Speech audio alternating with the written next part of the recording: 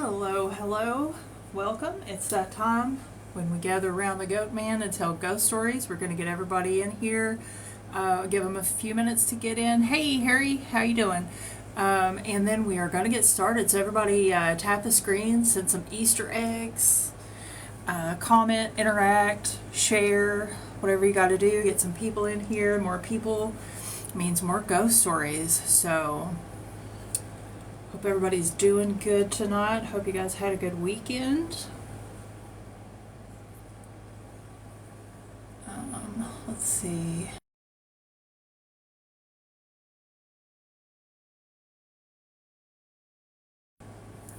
Having some technical difficulties with my earbuds. Hopefully you all can hear me. Hello, good evening. How is everybody? Did you guys have a good weekend?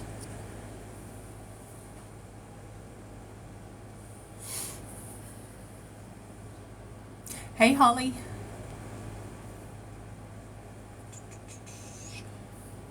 All right. Guys, I'm hoping that tonight's live stream will be wild and crazy. Maybe we will get some of those eclipse people in here. What do you guys think? Have you all heard the theories that are running around out there about the eclipse tomorrow? Like, there's all kinds of weird, I don't want to say the word, but there's weird theories about what's going to happen tomorrow during the eclipse. And so we may just get some of those people in here tonight to tell us what they think is going to happen. That'll be funny. Yeah, Harry, you've heard some of them. Yeah, I was excited for the eclipse, but they've moved the path of totality now. Apparently, I'm not in it anymore, so we'll see. We'll see if I get to see anything, but my hopes are very low at this point in time because they said that where I live is excluded now. Oh, nothing to worry about with CERN. CERN is just, it's just a scientific gadget. It's actually really cool when we talk about it here sometimes. And I'll tell you, there is a lady here on TikTok. She goes by Particled Clara, and she works for CERN. And she just makes some of the coolest videos where she talks about CERN and she talks about like what it does and, you know, kind of like what a day in her life is like. It's really cool. If anybody is interested in learning about CERN, she would definitely be the person that I would point you to. But it's actually really cool technology. What did you think of the story I sent you? Harry, are you talking about that Dogman video with the trucker? Because that was pretty wild.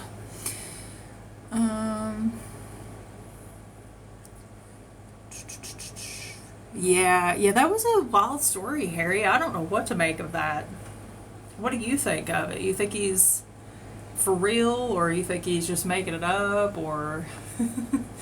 I think sometimes it's hard to say. Sometimes people come up with some pretty good tall tales, and sometimes people are telling the truth, so who knows?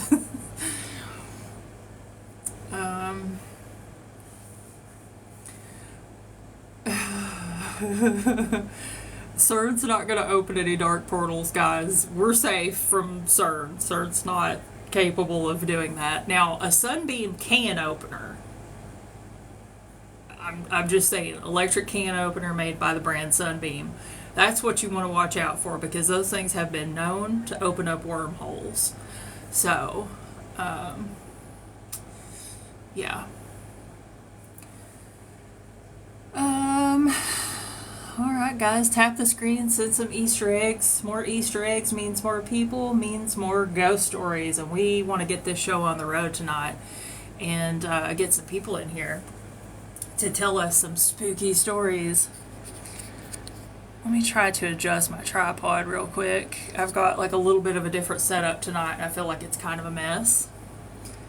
But hopefully this is working. Hopefully this is okay.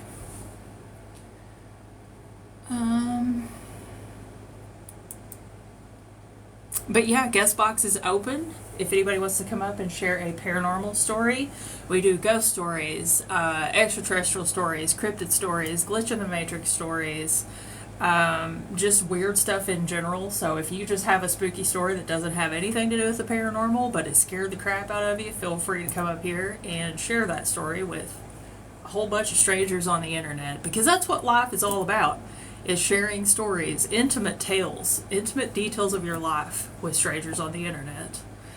I mean, it's what makes life worth living, you know what I mean? So thank you, Vaughn, I appreciate that.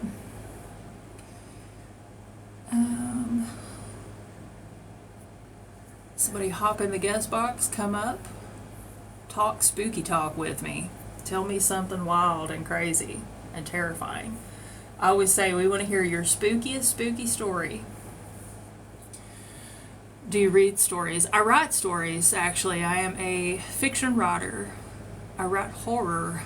Although, being a hillbilly from eastern Kentucky, I can't pronounce the word horror without it sounding incredibly strained and peculiar. But I do my best.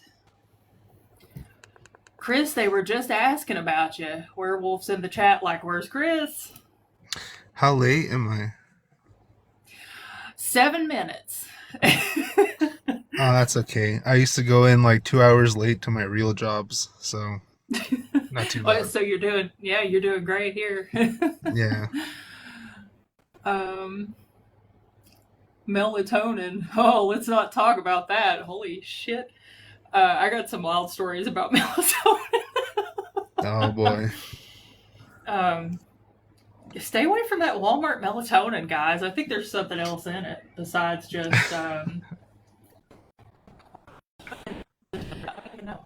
I have no idea. Yeah. Well, it's like a natural chemical, right, in your body? Yeah, probably. I guess I could Google it. I just never really cared enough to Google it. But is it the same thing that's in turkey? Because they always say, like, when you eat turkey for Thanksgiving, you get sleepy. No, I don't think so. I Yeah, I gotta don't look know. that up. I have no idea what I'm talking about at this point. Um, yeah, so I was trying to throw up a little sub emoji, guys, of the eclipse, like a little moon passing in front of the sun, and TikTok what that was out. It was super cute. It's not available. They wouldn't let me upload it, so I don't know what's going on with that. But Chris, I was just telling everybody that I'm hoping that we get some um, people in here tonight with some wild theories about the eclipse tomorrow, Oh because I yeah. think that would be exciting. Um, Yes. yeah, you're afraid to take melatonin? You know, I'm always afraid to take stuff too. But honestly, like, just take some and just experience it. You know, just yeah, just take it and just veg out on your couch and turn on an '80s TV show like Alf, preferably. Right of your life, especially if it's Walmart melatonin. Uh, okay, guest box is open, guys. Everybody tap the screen, send some Easter eggs. Yeah, just go for it for sure. Just What's take what's yeah. the worst that can happen? Just take a handful. You know what? I actually Googled one time because I accidentally took two. I took one, Hmm. but then I forgot that I took it. So then I took another one, and I was like, "Oh, that's it. I'm going to unalive." And so I started to panic, and I Googled Yeah. it, and it's like basically it's safe to take it. Hey, cat mama. Yeah, so you can eat a bunch of them if they're like the tasty cherry flavor. They won't hurt you, but you might sleep for a week. I don't know. Yeah. Um, Took three. Yeah, and depending on, what dose they are. But I'm going to stop talking about this before I get bananaed. um, all right, guys, guest box is open. If anybody wants to come up and tell a paranormal, extraterrestrial, cryptid, or glitch of the Matrix story, and tonight and only tonight, we will allow you to share your theories about what's going to happen during the eclipse tomorrow. But only tonight. Yep. Don't be scared. Don't be scared.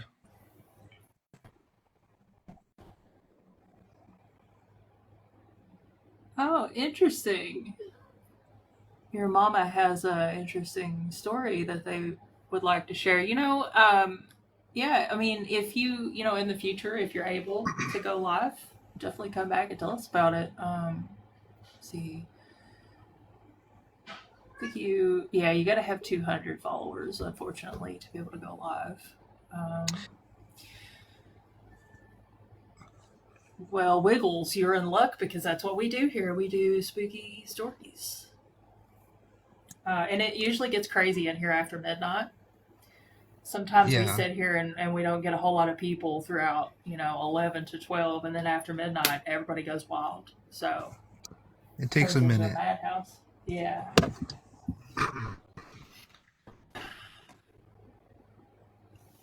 Oh, there it is.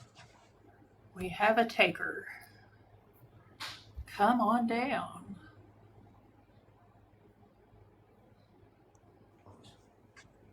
Hello. Hello and welcome. Hello. Oh, So we got I can I ask real quick, how old are you? yeah, I am 27. Okay, you sound so young. I just want to make sure. Oh yeah, no. I get that a lot. um I promise I got two babies I just put to bed. Alrighty. um so I have a couple, but the one I wanted to share that is the creepiest. I have a horrible fear of gnomes now. Because as a child, my grandmother had gotten a gnome at an estate sale. And it was just like an old antique gnome, and she kind of fixed it up and repainted it and everything. And my grandma was sick my whole life, pretty much. And she had cancer, and I stayed with her a lot and helped take care of her. And when I would go to sleep at night, I would have horrible nightmares, and it all started after she brought that gnome into the house. And every night, I just horrible, horrible nightmares after that gnome came in. And if she would take the gnome out of the house and put it out in the yard, I would be perfectly fine. But if that gnome was in the house, I would have like people coming into the house and taking us, like just like horrible, very vivid dreams, like I thought I was awake. And she said that it would be like I would be asleep and she could remove it while I was asleep and I would calm like in my sleep if she took it out. And so she finally got rid of it, and I don't know what she did with it, but after it was gone, never had another problem. And ever since that day, I have been terrified of gnomes for like my entire life. I can't, like, if I get near a gnome, if I see a gnome, goosebumps all over my entire body, my hair stands on end, cannot stand them.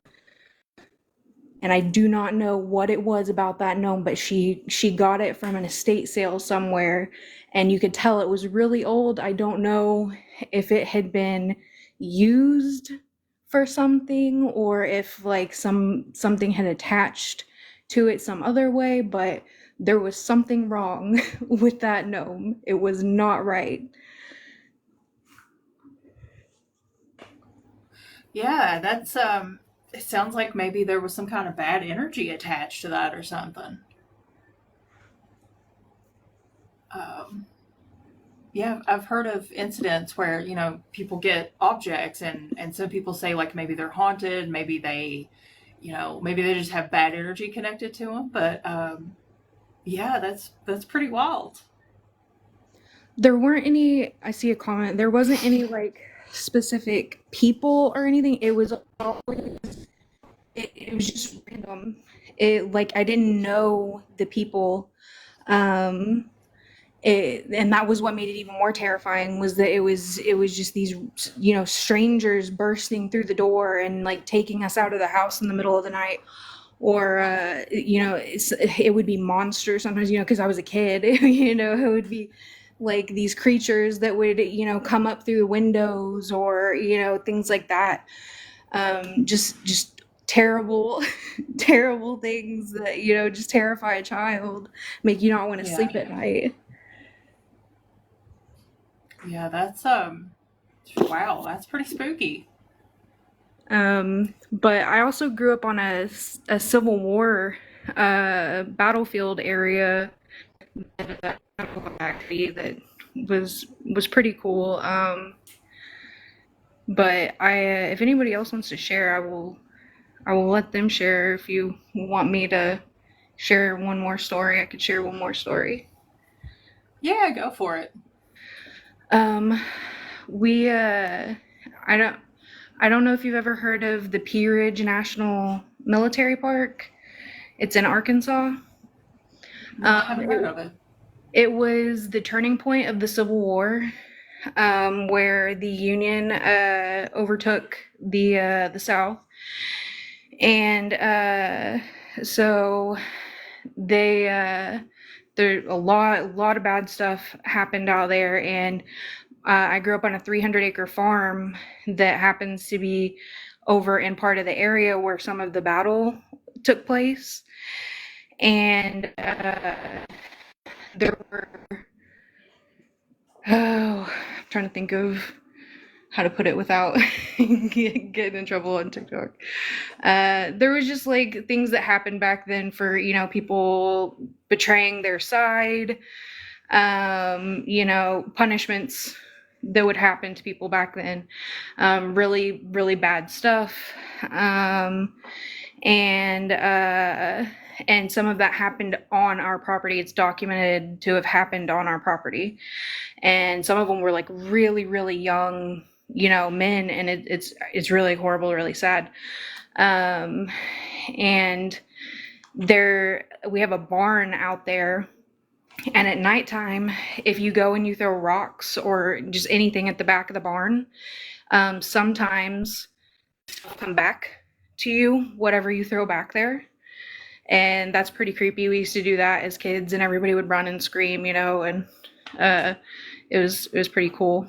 But you can also, if you take like a flashlight and very quickly, you can't just like hold it because it doesn't, we've tried, but if you quickly would like flash a light across the back of the barn, it would be like you could see a figure standing in the back of the barn occasionally.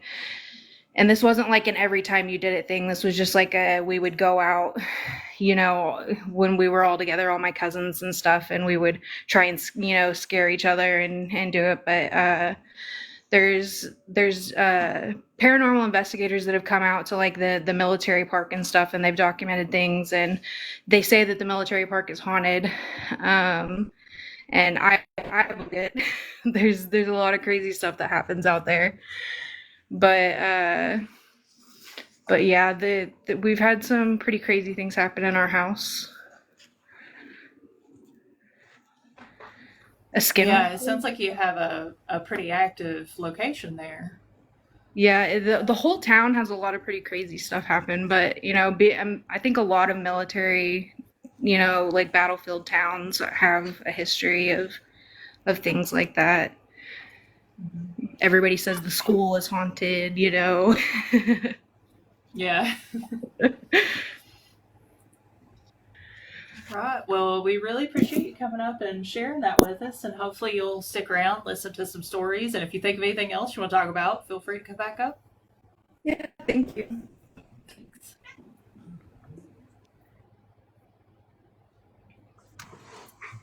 That's pretty cool.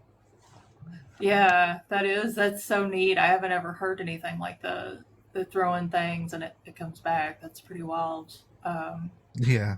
Unless you have a Bigfoot. Now, Bigfoot has been known to throw things at people when they come into his territory in the woods. Yeah. Didn't ET do that also? You know what? I think you did. I think you're right. Yeah. There you go. Yeah. Oh, sorry, Cat Mom. I invited you. You don't have to come up if you don't want to. I hit the button. I thought it said that you were in the guest box, and I No, invited hey, you up. that's so funny. I was about to hit the button to go up because I had just gotten it in.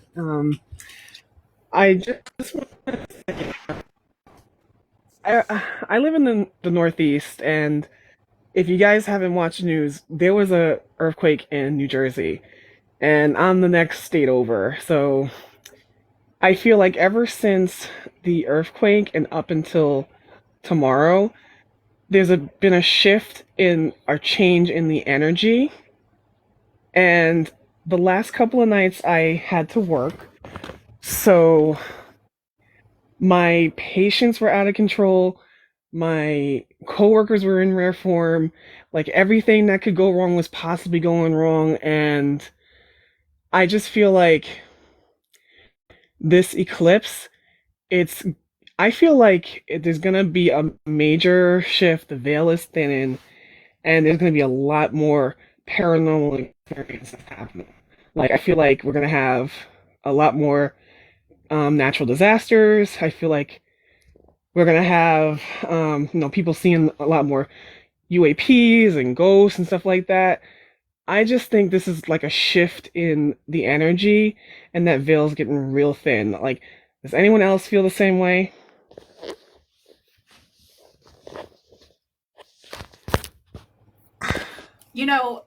Ali was saying the other day, which I think you were here when he was in here talking about it. But yeah, he was talking about that, and I mean, I hope that I have some type of weird experiences. But so far, for me personally, I don't have anything going on, so I don't know. But maybe someone in the comments could chime in. How about you, Chris? What do you think? I'm not sure about that. Going to get abducted by aliens tomorrow? That'd be cool. Come and take me away. Yeah. No, yeah, that'd be cool. um, but yeah, like if there's stuff going on, you guys better come and tell us about it for sure. So we want to know all about it. Seriously, like I feel like the next, like within this next month, you're gonna have like a ton of people telling stories about stuff that they've seen. Mm-hmm. So I I I know some people. Holly was agreeing with me in the chat, but I just feel it. Like I just feel the change. I'm seeing the changes, and I'm staying my butt in tomorrow. I mean, hopefully, there won't be any natural disasters or anything like that. And I'm glad you're safe and everything from the earthquake. I haven't really got to hear too much about it, but I did see a couple of videos, security camera footage. It wasn't like super destructive, was it? Was it just like a shake or was it, It was a 4.8 in Jersey, and it wasn't super destructive. Like, but I have a cousin who lives up in central Massachusetts, and she told me she was in her car, and her car started shaking. So the seismic waves like hit her up there in Massachusetts because she said she thought someone was trying to break into her car because the car was shaking. Mhm. But yeah, I just feel like it's gonna change, and that veil is getting real thin. Hopefully everybody stays safe and hopefully the earthquakes kind of cool their. Oh, I better not say that. Never mind. Cool it. Just cool it, earthquakes. Go away. We don't want any earthquakes. I've been in an earthquake. They're terrifying. So hopefully everybody stays safe out there. But yeah, well, intense stuff.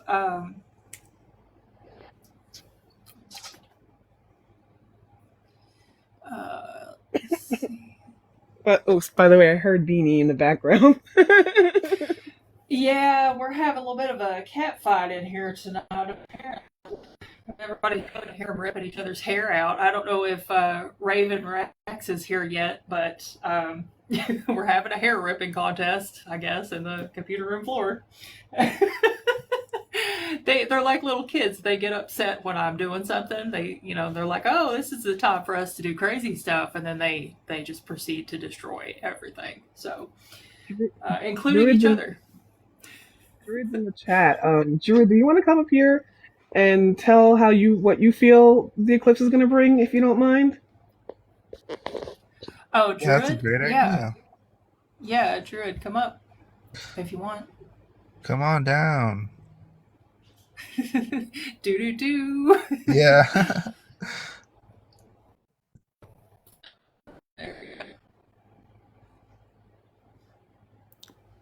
Okay, there we go. Okay, so as somebody who is of the more logical mindset, even though they have that sense of spirituality, usually if something's going to happen that I feel is off or is out of the ordinary, I would agree naturally. I'd be like, okay, yeah, there's something that's irregular or wrong. With this particular eclipse, I don't really feel like there's anything that's out of the ordinary. You know, they're just it's something that happens all the time. Yeah, I know that there's like a lot of hype because there's talk of like it being passing through some biblical places and whatnot. But even as a spiritual individual, I don't necessarily see it being any more different than any other eclipse. And I would agree that the veil is thinning, but as a practitioner of Druidry, the veil thins around the time of Bealtaine, because Bealtaine, or as most people would know it as Beltane, is the polar opposite to Samhain. And when these two festivals take place, that's when the veil is the thinnest. And in the case of like the summer festival, more often than not, you're dealing with your nature spirits and your She and your Fae and, you know, whatnot. Whereas, of course, with Samhain, you're dealing with those who have departed, where they, it's Samhain. I mean, Halloween. So I think possibly a lot of the stuff that people are experiencing, again, this is personal belief, this is personal perception. So, don't necessarily take offense or anything like that. But I feel as though a lot of the things that people are saying in regards to the eclipse might possibly be more psychosomatic. It's the idea that, you have all these people that are talking about, oh no, it's going to be the rapture, it's going to be the end of the world, it's going to be this, it's going to be that. I don't believe that. I don't believe that it's going to be any different than any other lunar or solar eclipse in that sense. I mean, you asked my personal opinion, and that's how I see it.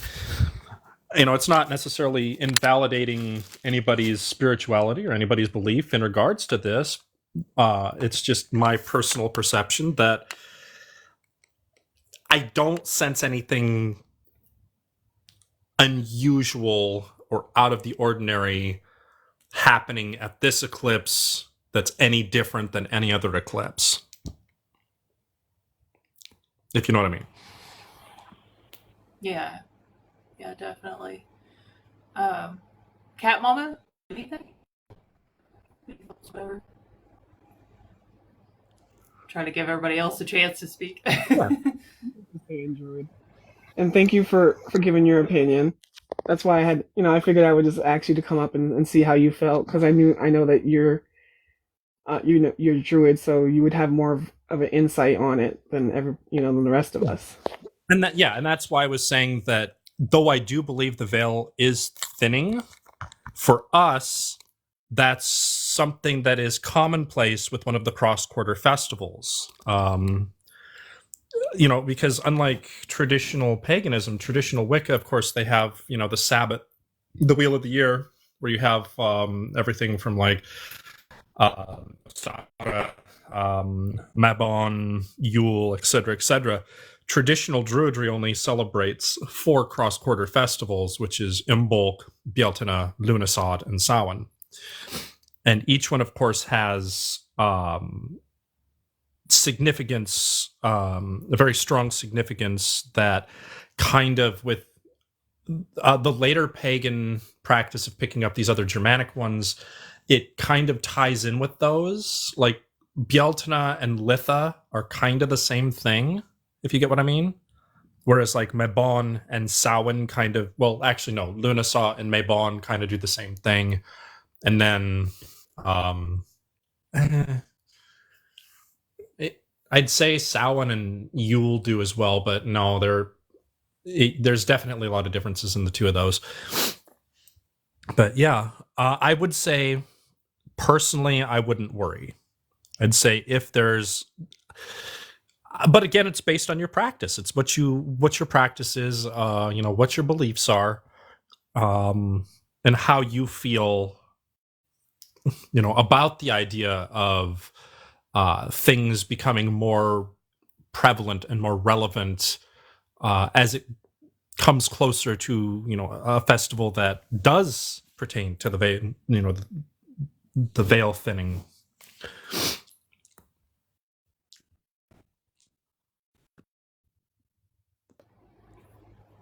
Sorry, I'm just letting you guys talk because I don't really have an opinion on this, but that's really interesting stuff, Druid. You're so knowledgeable about this stuff. Yeah, Long time studying. I'm just, yeah. It takes 20 yeah, years, between 19 and 20 years, to be an actual full-fledged druid according to tradition. Because it's a mass of study, it's a mass of memorization, it's learning all of these different facets of everything that they knew, everything from astrology to medicine to, they were essentially anything that was non-secular within that society was basically the domain of the druids. So, though we know that they didn't write anything down, and most of what we have based upon what the originals did was via secondhand accounts of the Greeks and the Romans. Those of us who are reconstructionists can essentially take what we've read and what we've researched that was written down, and for better understand, I guess the best way to put it is kind of like to piece together essentially what the practice originally was meant to be. But so that's one thing that we do is we research, we study. It's a path of knowledge. I'm constantly like researching my stuff in regards to like natural medicine or the different lore or in regards to the supernatural. As a matter of fact, like I was telling Tyr, I just got back from a local paranormal group that I belong to because I work as their archivist. I'm the one who basically researches all the different sites and says, hey, this is one we can look into and possibly see if we can, find anything.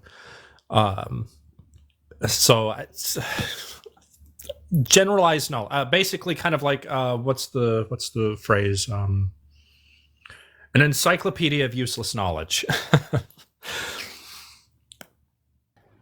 yeah. I kind of am one too, but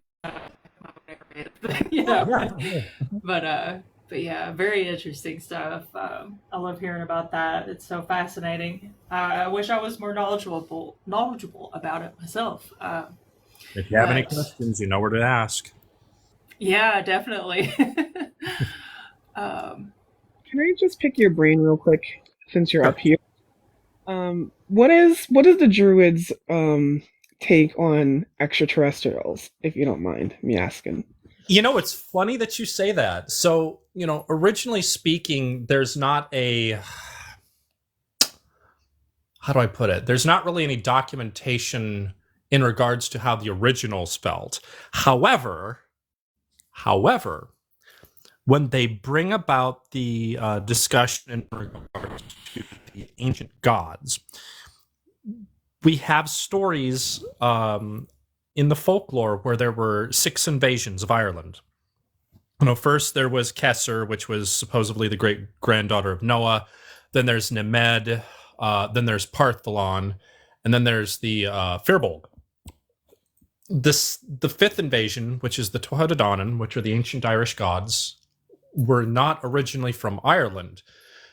And the way that they're described as arriving in Ireland was in flying ships covered in clouds, black smoke, and fog. And when the ships landed, they set them on fire and burned them so that they couldn't leave. But it's interesting that they said flying ships because that makes there's the idea that they might have had an extraterrestrial origin.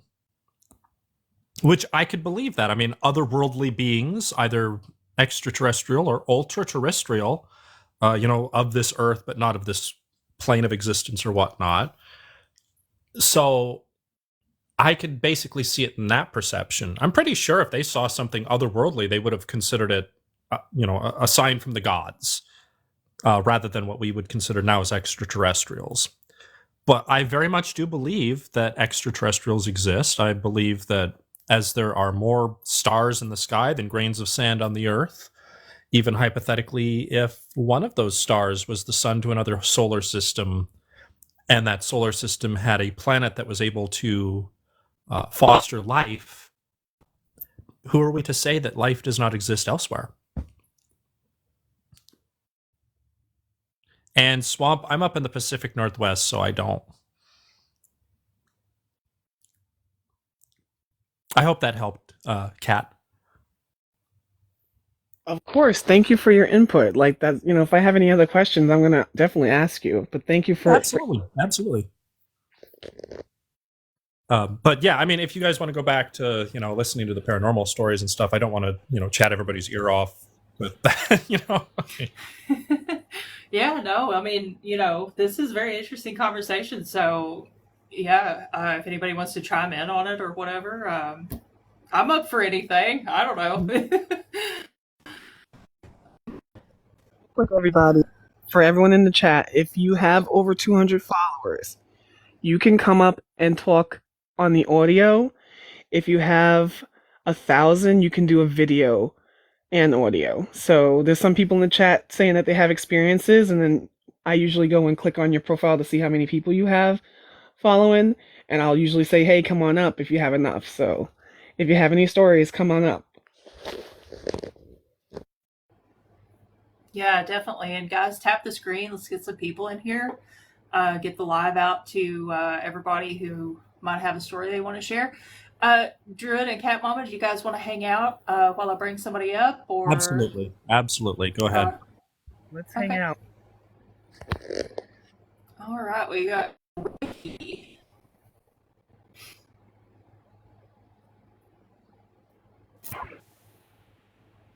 Hello, welcome.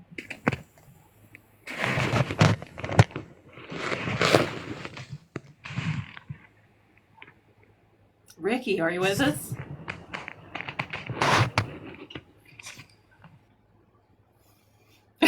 Ricky is not with us. Okay. All right, guys. Guest box is open if anybody wants to come up and talk paranormal stuff with us. If you have a story, paranormal, extraterrestrial, cryptid, glitch in the matrix, just weird in general, or if it's about Bigfoot, we want to hear it. We want to hear your spookiest spooky story, or your hottest take on the eclipse tomorrow. That one in there tonight, just because it's a special night. We want to hear your hot take. Hello, Hello, Elizabeth. welcome. Hi. All right, I just flipping through and I found her channel, but I seriously was trying to get someone on TikTok to look at the stupid video I have on my list. I actually put it up there because I had a bunch of my TikTok followers asking if I found anything creepy, and I do have that video, but I moved it from Facebook over. I was frog hunting one night, and yeah, it was in the middle of the night on the back road, and I kept hearing this thing. It sounded like it was coming to me really stinking fast. So I had my phone out, but at the end of the video, I get freaked out really bad, and I got back into the car and took off. So I was wondering if people could just listen to it to see what they think it is, because it sounded like an animal down in the swamp fighting or something, but it was moving too quick, and as it got closer to me, it didn't sound like anything I knew. And I've gone coon hunting in the middle of the night, I've haunted all kinds of stuff, and I don't recognize what the hell that noise is. I mean, yeah, we're kind of right in the middle of a stream, so I definitely can't go look at it. I just But didn't know if someone else could and have but them play it over, yeah, or like it's a black video within my list. I can close out and try to jump back Oh, in and just text you. oh no, it's on your TikTok. Yeah. I moved it Oh, over okay. from Facebook. It's actually an old video, but I'm gonna go check out your page real quick and all right. Yeah, me too. I was wondering if people could even speed it up or speed it down or whatever you gotta do. Like, I don't know what the hell it was, but it scared the shit out of me.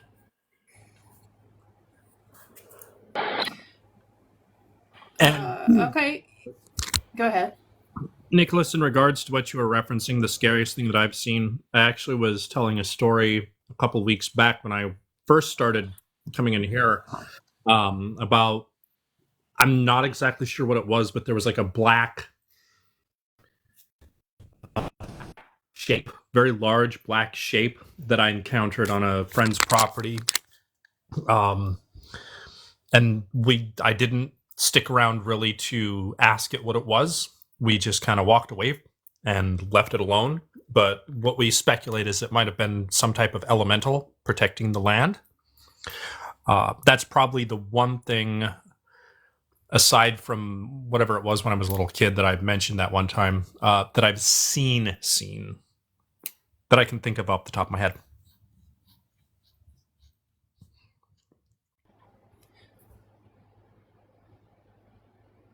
Alrighty, Elizabeth, we appreciate you coming up. I'm going to go ahead and drop you. Everybody, tap the screen. If anybody has a story, come on up, share your story. We want to hear your spooky story.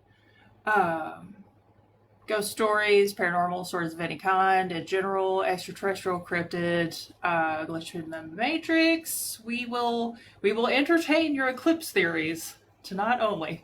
But yeah, hop in the box if anybody wants to tell a story. Let's see. Oh, there was something. Crap. I was thinking about this the other night. I was going to bring it up on the stream. We always have we try to manifest a certain type of story on here. Yeah. And it's like if we say it enough, the algorithm will kind of sort us and right eventually a story about it, and sometimes a bunch of stories. But now I forgot what the topic was, but it was a really good one, and I was like, how did I never think to bring this up? Mothman. What was it? Mothman. We've had a bunch of Mothman stories, and that's I believe we manifested those, didn't we, Chris? Weren't we like Mothman, come on, give us some Mothman? Yeah, and oddly enough, we ended up with a couple of Mothman stories, which I didn't think would ever happen. But then again, we got a Loch Ness Monster story too, and that was pretty impressive. Yeah. Oh crap! What was it? It was a good one, and I was like, how did I never think of this before? Maybe I'll think of it. You know what? I think we've had a Chupacabra story. We also had a Jersey Devil story one time. Oh yeah. Believe it or not. Yeah, you remember that, Chris? Yeah, I do. Yeah, that was wild. Was it a cryptid of some kind, or? No? I do not remember. I feel like it was. Oh crap! I don't know. Maybe it'll come to me, but it was a good one. So I'm gonna have to concentrate on remembering what that topic was. In the meantime, yeah, you did, Cat Mama. If you don't remember the Jersey Devil story, you must have missed it. We get a lot of doppelganger stories. I mean, are they technically for sure doppelgangers, or are they paranormal entities that mimic? I don't know. I guess if you want to get technical about it, I don't know. But yeah, we've had some, something akin to doppelgangers before. I'll think of it. I'll try my best to remember what it was. What about fairies? Fairies?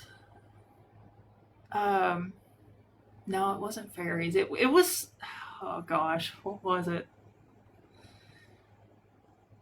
I don't know. I can't remember. I should have wrote it down. No, werewolf. I don't want to talk about that on here. We'll get bananaed. Yeah, that's that one. if that one ever comes up, honestly though, it would be kind of cool if somebody came up here and had a story about getting, I don't know, into that organization. It would be hard for me to not want to hear it. But they would have to use a lot of code language, or else I'd boot them because, yeah, that would get us bananaed or something. Yeah, I think Hillary Clinton would come on here and ban us for life or something. So, in regards to the Banshee, because somebody was mentioning the Banshee, as I spelled it there, which looks like Bien Sidha, but that's actually how it's originally said as Banshee. All that means is a woman of the fairy mounds. It wasn't a malevolent spirit until the Christianization of Ireland. But prior to that, it was just basically a female fairy.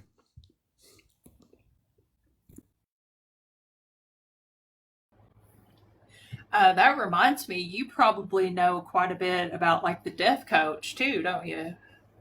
The Cosh de Bahar. Yep. Mm-hmm. Pulled by a Dullahan. Yeah. Mm-hmm.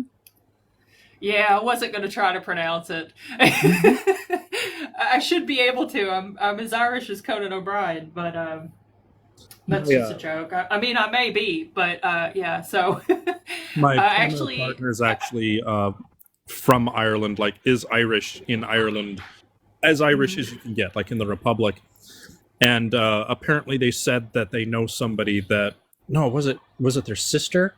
There was somebody that they know that actually saw the Cosh de Bahar in the sky. I'm like, I'm good. I don't want to do that. Yeah, that would be terrifying. I actually have somebody in my family who said they had an experience with the coach. We'll just say the death coach.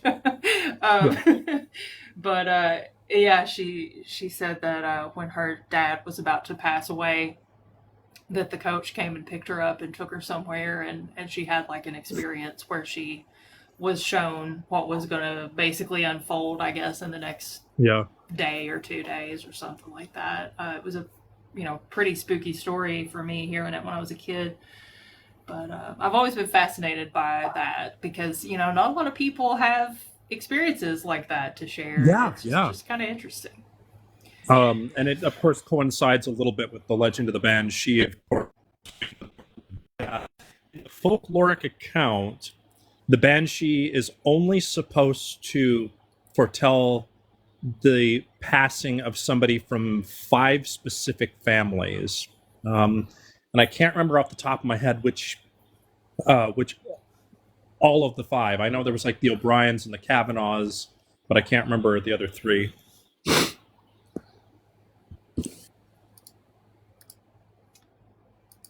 Yeah, that's I love the lore of that. It's so interesting. Maybe I should add that to the banner sometime. See if we can get one of those stories up here. In the meantime, guys, the guest box is open. If anybody wants to come up and chat with us, tell us a spooky story. We'd like to hear your spookiest spooky story.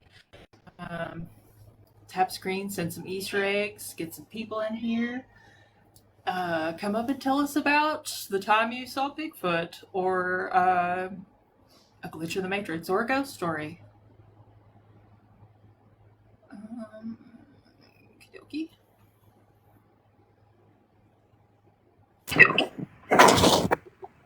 Hello. Welcome. Oh, Can you hear me? A little bit loud. Yeah, we can hear you. So this was, I don't know. I have 2 things that happened to me just before my dad transitioned. The fan kept falling off the wall. Like it's been up there for years and it's never fallen off the wall. There's one. I was in my bed. I was sleeping so good. You know, that sleep that you're like, I am so peaceful. I could sleep like this always. And of course I haven't, but so I'm laying there, my dog like barks right next to me and I'm like, what the heck? So I wake up and he's over by the door, right? The door's slightly ajar, enough so you can just see out into the hallway. And I wake up, and the first thing I thought to myself, there's a spirit out there, and this is me half asleep, half awake. And my dog's over by the door. He's looking outside the door, and he's looking up. And I'm like, I'm trying to sleep, spirit, just go away. And I just said it randomly. And then I realized later, I'm like, why did I even say that? And then he sits down. I have a pit bull, okay? It was like somebody told him to sit. So he sits down and he's looking out my door. And I'm like, what's the matter, Max? What is going on? And then he went to go out the door as if he knew who was out there, because if he didn't know that person, he'd be barking like crazy. And then as he tried to go out, the door slammed shut. And then I got up and I asked my kids if they were messing with me. Nope. The door slammed all by itself. And I was like, what the heck? And I haven't gotten experience other than what happened before my dad died. But yeah, that's my story. And I found out later that my grandmother and my great grandma were mediums. I was very like, interesting. So you're probably also sensitive to this type of stuff then. Yeah, but I do have a protection. Oh yeah, I have all my life. But I do have protection. I know it. I feel it. But yeah, it was crazy. It didn't scare me either. I was surprised it didn't scare me. And I was like, it had to have been somebody that I knew or felt comfortable with, because there's no way he would have just not freaked out. He jumped out of bed as if somebody he knew. It was cool. Yeah. Well, we appreciate you. Yeah, no problem. Story, very interesting. All right, you have a good day. Thank you. Can I tell one? Oh yeah, my daughter wants. Oh. I had already hit the button. Sorry about that. I was just like, I just hit it, and then I heard somebody say, yeah. Sorry about that, guys. You vaporized her. I did, and I didn't mean to. So sorry I kicked you. I didn't know you guys were not done talking yet. Rio up next. Hello, welcome. Hello. Am I on? Is this me? Mm-hmm. Yeah. Hi. I had a UFO sighting on Tuesday, and I just saw that you guys were live and talking about paranormal stuff. Is this an appropriate place to share that? Yeah, we talk about UFOs and extraterrestrials and all that stuff. All right, cool. Well, yeah, just randomly, I was just out with my kids in my driveway, and it was mostly clear, but there were like wispy clouds on Tuesday at 9:20 p.m. And I tried to record it, but by the time I started filming, it was all over. But what happened was one tiny little thing went zipping across the sky. It was like the size of a satellite, but it was going so fast that I thought it was a shooting star, but it had no tail, and it kind of turned. It like didn't travel a straight line, and I thought, oh my gosh, it went across the entire sky in about 2 seconds. And I was talking to my kids about it, and I said, oh my gosh, look at that, look at that. And then a couple minutes later, a triangle, little triangles in a V shape, kind of flying like geese fly. There was probably like 6 or 7 of them. And they just went shooting, same speed, shooting across the entire sky. They were not bright lights. They were very soft. They were soft teal lights. And it was like each one of them was a little triangle. But yeah, there was probably like 6 or 7. And they just went zipping right across the sky. It was so amazing. It was so beautiful. And I thought to myself, there's no way that just happened. It was weird because it was just like the most casual thing ever. I mean, and I thought, oh my gosh, I think I just had a UFO sighting. So yeah, that's the second time in my entire life that I've had like a really stark UFO sighting. I had one when I was 13. I saw a triangle zip across the sky when I was 13, but that's it. But anyway, I just got excited because it just barely happened on Tuesday. So that's my story. Yeah, that's really cool. Thank you for sharing that with us. Yeah, thank you for having me on. Appreciate it. Absolutely. Very cool. I saw something the other day. I was saying, I forget where I saw it. It was probably here on TikTok because that's usually where I watch videos. But somebody was talking about triangle UFOs appearing again recently. So it's kind of interesting that came up because I know, Cat Mama. It's the same guy. I'm going to tell you guys who it is that keeps coming in here. Like, can I take you to Wendy's? Can I take you to Olive Garden? There was a guy on the stream a couple weeks ago. He had been drinking the adult beverages, so when he came up here, he was a little bit, three sheets to the wind. And we talked to him. Everything went fine. He had a decently interesting story. When he get off of the stream, Chris was in the comments making jokes, and so as I was disconnecting this guest, I started laughing at what Chris said in the comments. Had nothing to do with the guest. And this guy goes and sends me a message, and he's like, "What are you, some kind of stupid hick?" He called me a hillbilly, basically, because I was laughing at a joke in the comments. But that's who it is, so you guys can block him if you want. It is what it is. People on here get a little bit out of control sometimes, so... Some people just for them. Yeah, I guess they don't really have anything better to do. But yeah, the guy sent me a big nasty message, and then I guess he tried to delete it because I got a notification. It was like he deleted a message, and I've never seen that on TikTok before, so I didn't know you could even do that. Yeah, come in and have a tantrum every so often. It is what it is,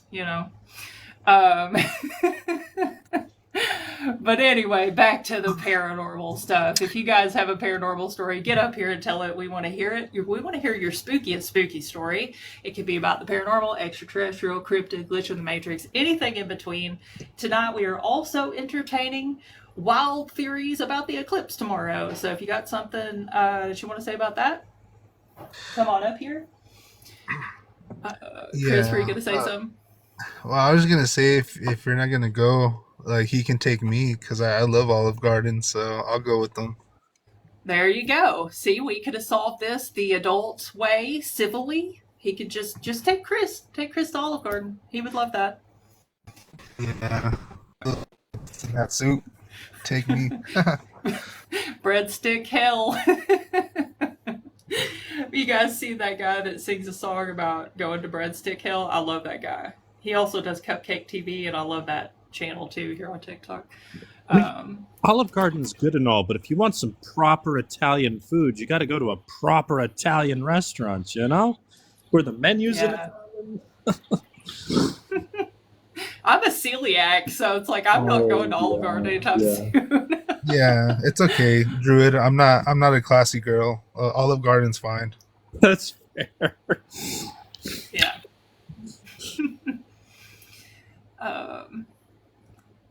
Oh, cool. Oh, wait, no, not cool. Wait, a person? As long as they're falling from a relatively safe distance, and not like from the sky randomly. You have some alien stories. Well, get up here and tell us about it. You guys tap the screen, send some Easter eggs, share the live, get some people in here. More likes means more people, means more ghost stories. So let's get out there in the TikTok atmosphere. Not tonight. Yeah. Yeah, I feel like you guys are holding out on me. I keep seeing people in the comments like, I got a story. Well, come up here and tell it.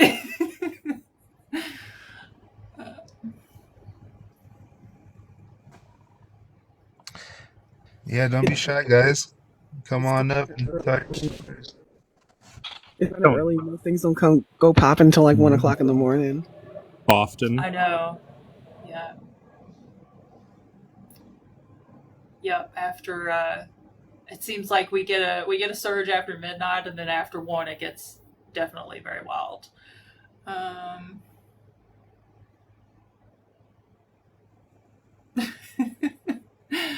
Oh gosh. Anyway, guys.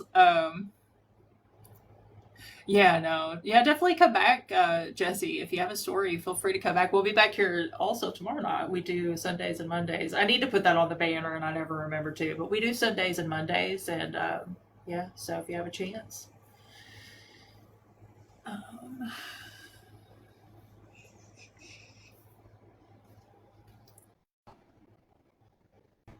Everybody's shy tonight. Everybody's being bashful, holding out on me.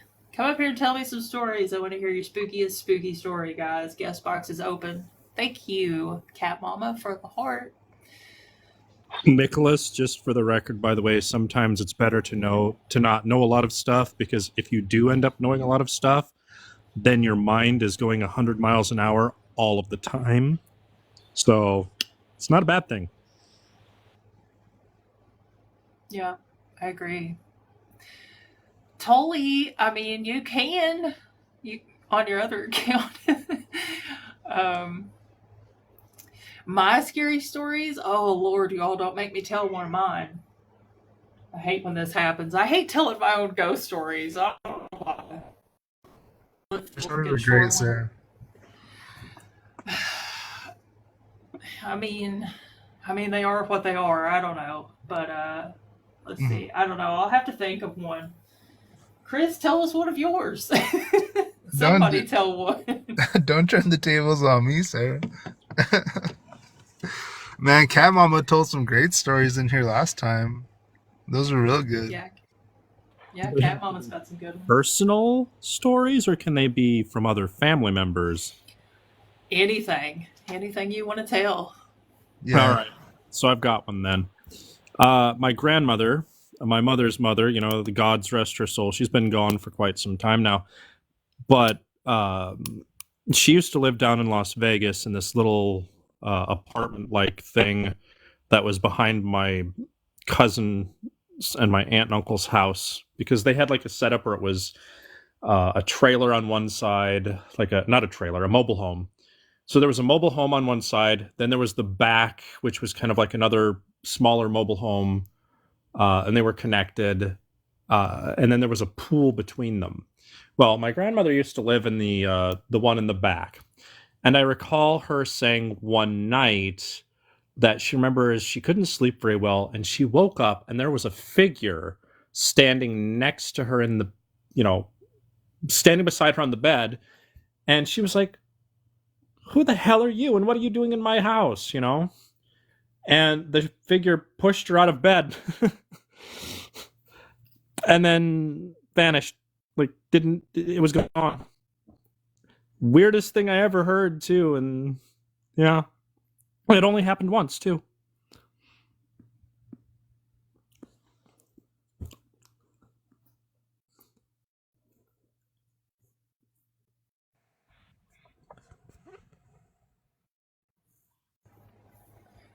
Chris, are you asleep? No, sorry. I'm a little distracted, guys, because I have a lot of messages. Every time I'm doing something, everybody decides to everyone needs me all of a sudden. Do you guys ever get that? Yeah, no, it happens to me too. I know what you mean. I'm just waiting for the sudden, I'm expecting a Facebook call, so if I randomly drop and poof, that's probably what it is. Yeah, I missed it a little bit when you guys were talking about the eclipse tomorrow. What is supposed to be going on, or because I know nothing about it.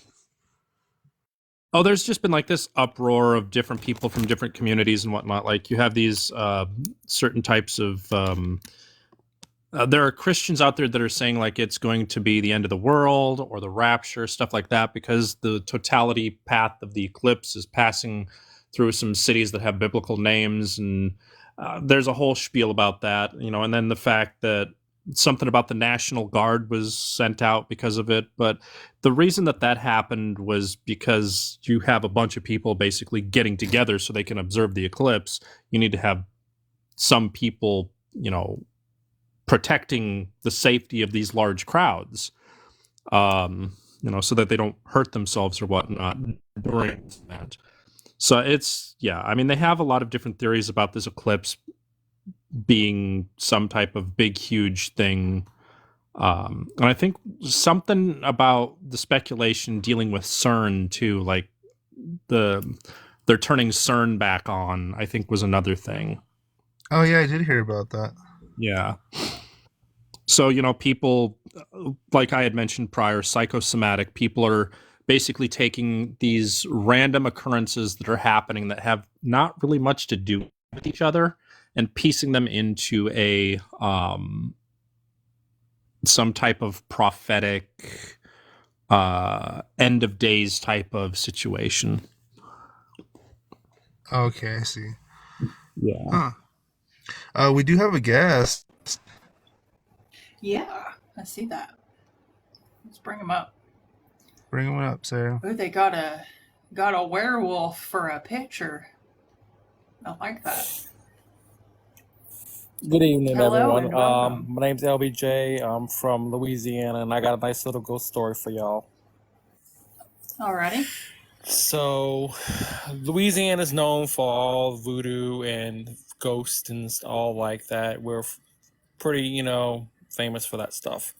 Well, I live in a little small town outside of New Orleans, and there's a plantation that is very much frequently visited by tourists all over around the country. Well, when I was in high school, this is back in 1996, I used to work as a tour guide at this plantation. And we were always told to tell the guests that we cannot confirm nor deny the presence of poltergeist or paranormal activity inside the facility. So one day after one of my shifts was done, me and another coworker was closing up the plantation for the night, and we were going, depositing the money and everything to close up for the day. Well, one person was upstairs, and I was downstairs, and I was working my way up to the second floor. Well, as I'm walking up the steps, there's a little girl dressed in an antebellum dress who stood at the end of the stairway and just like stared right at me. So I'm like, I'm sorry, but we're closed. And then all of a sudden, I hear my coworker holler out, holler to me, "Hey, who are you talking to?" And then when I turned to face her, which was right directly across the hallway, I turned my head and the figure was gone. Well, I said, that's kind of strange. So I started walking up to meet the coworker as we walked our way around. Next thing you know, both of us turned and looked at the other side of the plantation, and the little girl stood there again. So we both at the same time called out to this girl and said, "Hey, who are you and what are you doing?" And the girl looked at us dead in a dead stare, smiled, and walked out of the way. So we both ran up to the door and looked, and there was no one inside the room. Lo and behold, we started doing a little research about the whole situation, and come to find out, it was the plantation's daughter who died of yellow fever, who haunts the plantation to this day. And she will make herself known to those who feel her and knows that she's around, and she'll appear to you. There have been many times where after a tour, people will come up to me and says, "Who was that girl that was standing behind you?" And I'm like, "What girl? There was nobody behind me." You were looking at, and no, and there was somebody standing right behind you. And many people have walked up to me and said that so many times. And it's like, to one day, like I said, my coworker and I saw her, and it was like, we just let it go. But she doesn't harm anybody. She doesn't do anything to scare anybody, but she does make herself known to, like I said, certain people, and she sometimes gets jealous too of other people. So you had to watch when you walked around, and you had to make sure you called her name first before you walked into the room, because if you didn't, she will actually make herself known, and she'll like, I guess you want to say, pass through you and give you a cold shiver. So every time we would walk into the room that she was in, we would always make ourselves known and say, "Hey, look, this is the room that so and so stayed in. This is one of the, and after that, we had no problems since then.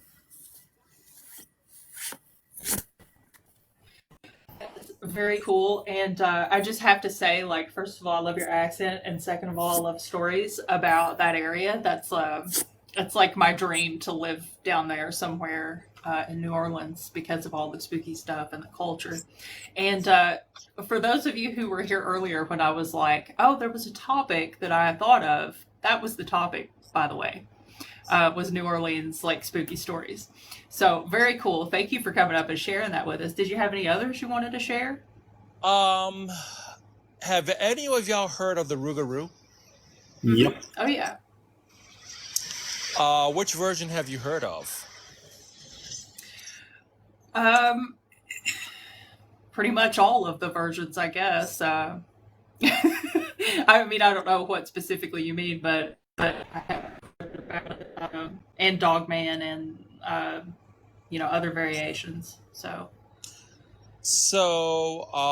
the area where I live at, we have the Rougarou, who is the werewolf, and he has been known to show up in certain areas on spooky nights that people swear up and down are like Bigfoot, but it's actually they say it's bigger than Bigfoot, and it looks more like a dog than it does, ape. And there was a story that was posted maybe about 12 years ago. A couple was camping in in a set of woods that people weren't supposed to be around. And in the middle of the night, they heard a noise, and they saw something that was over 7 foot tall walking and circling around their tent. And every time it would get closer and closer until it actually hit the tent and bumped them. They hurried up and they jumped up and screamed, and the thing ran away. The next morning, because they were scared stiff. They couldn't move anything. They couldn't even get in their vehicles. But when they woke up, after being exhausted, they noticed large canine human footprints in a giant circle around the vehicle and the tent, and then it walked right off and back into the swamp.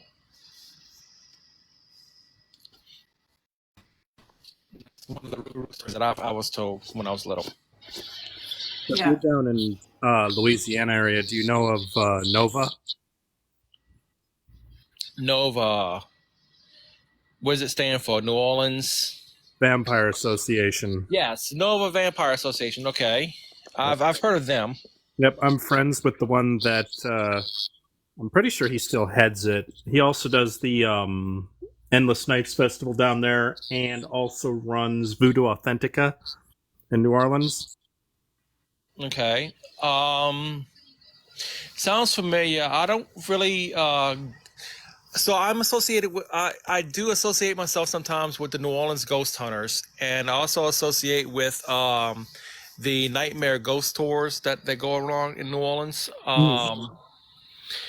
Mostly the Marie Laveau, and mostly of the what they call the Vampire Lestat Tour is another one that's very popular around there. That normally sometimes I'll go in and see and meet people up in that area.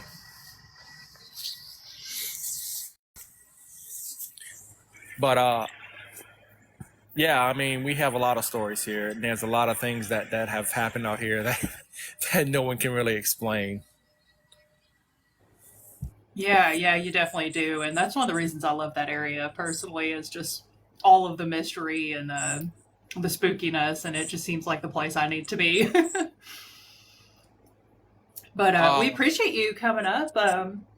Was there anything else you wanted to share, or? I have one more for you. Okay. Lafitte's Tavern. Real quick, I want to bring up another guest who is actually kind of it's one of my mods. I'm just going to bring them up and give them a second to mute, and he can hang out here with us. But yeah, go ahead with your story. So if you ever come to New Orleans and you like paranormal, I suggest you go and look up the story and look up the place called Lafitte's Tavern. It was owned by Jean Lafitte, and it was the Jean Lafitte's Blacksmith's Bar, and it is like the second most haunted place in Louisiana besides the Myrtles Plantation. There have been features of video footage from the surveillance cameras sent all over the world, and you can actually see in some videos of real paranormal activity where a glass was left on the little bar table, and it just from like 1 minute staying still and then flies across the room, and you see a dark shadow sitting right there in the area where the table is. There's been known that people been bitten. People had bruises. A person was scratched while in the bar. So what they did was they roped the area off and posted a sign that says, "Do not stay in here. Do not, it's like, beware, be warned." And many people will not stay there past the after hours in the bar because it's that haunted.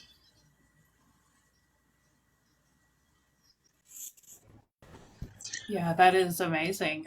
Does anybody? I want to give everybody who's up here a chance to talk. And Tully, welcome. We're so glad to finally have you on the stream. No, I don't know if we can hear him. But yeah, does anybody else? I don't want to talk over you guys. If you guys want to say anything, Druid or Chris or Tully. Can you guys hear me? Yes, we can hear you. Yes. Good deal. Welcome, Tully. Hey, what's up? I had to step out in my garage. I was afraid I was going to get the dogs barking. Oh. Yeah, so these are really cool stories of Louisiana and stuff. I love this. This is like such a great topic. Hopefully you'll stick around and hang out with us here. And if at any point you have some other stories you want to come up and share, I'll lead you back in the box. But yeah, thank you so much for coming up. We appreciate you. Cool, no problem. All right, have a good night. You too. Tully, what is up? I'm so glad that you're going to jump on a stream with us. This is so cool. Yeah. Can you hear me okay still? Yeah. Okay. Yeah. So I was really just wanted to jump on for the eclipse stuff. Full disclosure, I don't think anything's going to happen. You and me both. But I did hear something that piqued my interest a little bit. And it was somebody who was relating Aleister Crowley to the eclipse. Have you guys heard that yet? That one I'm not familiar with. So in, I believe it was in 1904, Crowley was in Cairo, Egypt with his, I guess it would have been his wife. They were on a honeymoon. And apparently in late March of 1904, his wife gets possessed by, they said it was a messenger of Horus. And she tells him to go, I forget the name of the, there was some kind of like steel plaque with hieroglyphics that he got led to by his wife. And when he gazed upon this piece, apparently, he received a message saying that he was going to, I don't know, like just name like crazy cult, insert crazy cult statement, that he was going to be like some kind of savior or whatever. But he goes on to write a book, and you can actually look this part up on Wikipedia. But he writes a book in 1904, I think it was like April 8th, called the Thelema, or the Book of the Law. And he wrote it on the 8th, 9th, and 10th. Apparently like possessed, by these messengers of Horus. It's all crazy. It's crazy to read about, but the causation versus like correlation stuff, here's where this comes into play. the book of the law, like their whole gig is like the number 93 is everything in this book. And what people are coming up with as far as the eclipse goes, if you look at where the totality is going to be at 93%, it's in Cairo, Missouri. So people are freaking out. And, you mix that, like all the Egyptian Aleister Crowley saga with, the Egyptian names on the rock. That's fine. And people are just eating it up. That kind of goes back to the reference I was making, that people are kind of taking either things or events that have nothing necessarily whatsoever to do with the eclipse, and they're lumping it into this kind of mishmash of all these prophecies and whatnot to try to find some mystical meaning to it when eclipses are a very common occurrence. Oh yeah, I love the an excuse to talk about occultists like Crowley. His whole life was very interesting, and then when he got older, he just dropped off into thin air, pretty much. The wickedest man in the world. But yeah, that's what I got. That's my solar eclipse participation trophy. Yeah, that is interesting. I'm trying to Google stuff about you as you're talking about it, just to kind of. Yeah, if you get into like I'm probably pronouncing it wrong because I'm a hillbilly, but if you look up Book of the Law, it should bring up some stuff about the eclipse and like, part of the conspiracy there. People say, obviously this part isn't on Wikipedia, but when you start digging into it, they say that those were 3 days of darkness, the 8th, 9th, and 10th, that he wrote that book on. So it does get stranger. I think if I remember right, Thelema has quite a large part to play in modern Wicca as well, much like Rosicrucianism and, of course, your Norse and Celtic paganism. But I think Crowley had a part to play in that as well. I think so. Like, it definitely has tenets that are reminiscent of paganism or, some pagan beliefs. I don't know about Wiccan, though.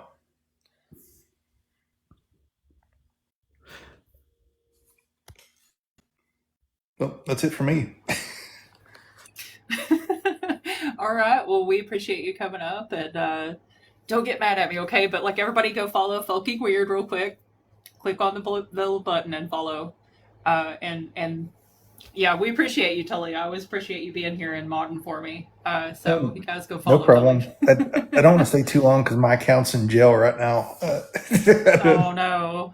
Ever since I told you about it, yeah, I don't know what's going on, but definitely shadow something going on. Yeah, that's not good. Well, hopefully that gets sorted out, though. I don't know. TikTok is weird sometimes, so it is weird. Maybe it'll straighten itself out. But we appreciate you coming up, and hopefully you'll come back and hang out with us again. Yeah, I will. Next time I can sneak out into the garage without the dogs going crazy at midnight. Yeah, no, I totally get that. Alrighty, well, I'll go ahead and drop you down, Tully. All right, sounds good. Bye. Bye, Tully.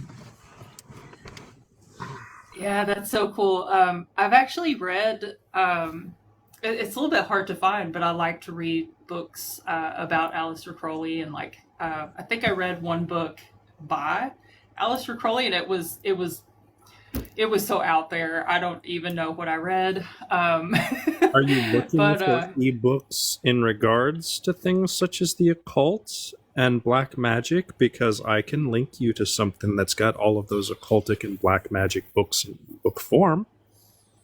Yeah, that would be awesome, because I have a small collection, like physical collection. I don't have very many. It's hard to find. And then I have a bunch saved on my book app, which I use Everand. It used to be Scribd. And they surprisingly have quite a few occult books, but they don't have like the really obscure stuff, which that's what I'd like to read. Yeah. If I can remember to, I because I'm pretty sure that you and I are friends on here. Just remind me, because I'm scatterbrained as all hell. I can get you the link, and it has everything from like the Great Red Dragon, which most people would know as the Grand Grimoire. It has the Thelema books of Aleister Crowley. It's got a bunch of different Goetian magic books, the Lesser Key of Solomon, so forth and so on. So That's cool. Yeah, actually, I keep one of my books here on the desk because I use it in my writing a lot. I don't know if you guys can see that. It was funny. I saw somebody last week in the comments talking about this book, The Lesser Key of Solomon, and I was like, should I whip it out and wave it at him? Because I don't know. They said it was like possessed. No. I mean, I like it. I think it's really cool. But sometimes people are like, "Ooh, spooky." But yeah, definitely send me links to all that stuff. And somebody in the comments just now was wanting to know, where did that go? What was somebody asked you, Druid? What were the best books to read from? I guess they mean from Crowley. Jesse was wanting to know. Oh, that I'm not sure, because like I have access to those particular things, but that's outside of my practice. Like I'll skim over things for basis of knowledge, but I don't practice high ritual ceremonial magic like that. I'm so most of my stuff is focused predominantly within the Celtic branch of paganism. Yeah. Yeah, and unfortunately, I can't give Jesse any recommendations on that because I don't even know which one I read. I'd have to go pull up my book app. But so we got Scissor Hands in the guest box. We're gonna bring up, and I believe. Oh no, they're gone. Scissor Hands is gone. I'm gonna see All if right, guys. while I'm on. Okay. Guest box is open, guys. Scissor Hands, if you want to re-request, hop back in the box if you still want to come up. Otherwise, you guys, if you have any stories, paranormal, extraterrestrial, cryptic, glitch in the matrix, you want to share those stories, we want to hear your spookiest spooky story, jump at the guest box, come up and share with us.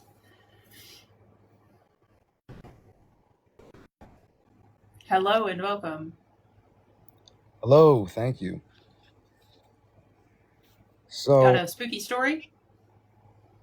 I do, and it involves possible cryptids, glitches, definitely paranormal activity that could possibly be extraterrestrial. So, I was in the chat a few days ago, and I wanted to share my story, but I wasn't in the right setting. So, I saw you guys pop up again, and I thought maybe now would be a good time. So, I don't know if you ever heard of Dudleytown in Connecticut. No, I have not actually. Well, if anyone's ever heard about it, it's apparently one of the most haunted places in the world. Ed and Lorraine Warren, back in the day, I think in the 90s, they went, investigated, and said it was demonically possessed. There's tales of curses being brought over from England in the 1700s. Those are all myths and legends. It's a really long story. But to keep it short, I'm kind of interested in like paranormal activity and ghost hunting. So since I live in Connecticut, I researched this place, and it's apparently one of the most haunted places in the world. So I had to check it out myself. I've been to other places, like haunted asylums and things of that nature. Never really experienced anything crazy. Some spooky stuff, but nothing really, too out of the ordinary. That's unexplainable. So I'm not a novice. I've been through mental institutions, sometimes alone, abandoned, the ones on the East Coast, and they're real scary if you've ever been into one of those places. So you can imagine that I'm not very scared when it comes to that kind of stuff, and I'm real brave. So Dudleytown apparently has a lot of anomalies. People say it's cursed. People say that the curse was brought over from England, or that there's a Native American curse. There's legends of, losing cell service up there. Legends of people going mad back in the day. People seeing shadowy figures in the woods, things of that nature. But a little bit about the history, briefly. Like, this place was nestled in a town called Cornwall. And let's just say, this group of people tried to live in this specific area nestled in the mountains. And all these crazy things started happening where a lot of people got sick. There was like an unknown plague that killed them all off. So the place is haunted, and it's held that reputation. Some people call it a curse or what have you. So, there's been missing people. People got struck by lightning. People reported seeing figures in the woods, and people also went crazy. So the place has stood abandoned. It's in the middle of the woods. And I went and I explored this place. And it's real creepy. When I walked in, for one, it took about 2 miles to walk up. I did a lot of research. Nobody online was telling us how to get there. If you look up Mr. Ballin's video, he just covered it, and it's gone viral recently.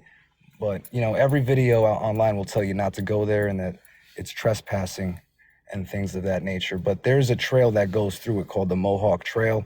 It's connected to the Appalachian Trail that everybody knows about, which is pretty much like the highway of the mountains for hikers. And it runs from Maine to Georgia. And Mohawk Trail is actually connected to the Appalachian Trail. Anyway, long story short, I got to see this place, but they have just recently shut down the trail, so you can't even access it anymore. But people say that when you go in, that it almost sounds like you're in a room. Once you reach a certain part of Dudleytown, it sounds like you're in a room. And I can definitely validate that that's true. It's kind of, the acoustics up there are very strange. It almost sounds like you're inside and not outside. And the more I ventured on the trail, it was a pretty hard trail, and I lost my balance a few times. And I was trying to figure out reasons why that could be, because I'm a very well-balanced guy. I play, a lot of sports growing up. But there's definitely some weird stuff going on up there. I've had trouble with my balance. It was very silent. I wasn't really hearing wildlife, which is another thing that people report, not hearing any wildlife. So I ventured in a little further, and I was about 1.5 miles into the trail. The trail is about 2 miles, and the second half of the trail is kind of scary because, it's down a hill, and the trail isn't the best kept trail, so you can easily get lost. But anyway, halfway up the trail, I started to hear some weird stuff. I started to hear children's voices. I also started to hear faint music. Now, my first initial reaction was, okay, some idiot neighbor has speakers hooked up to the trees or game cameras, which those have been reported as well in that area. But I definitely heard something strange. Now, the voices, they did sound like, horror movie soundtrack, maybe something that they looked up on YouTube and were playing through a Bluetooth speaker, because there are houses surrounding the property, so that's very possible. But this is also one of the things that is reported, is people hearing things, people hearing voices and whatnot. So I kept going on the trail, and then there's this really big rock that's very intimidating. It's I'd say it's about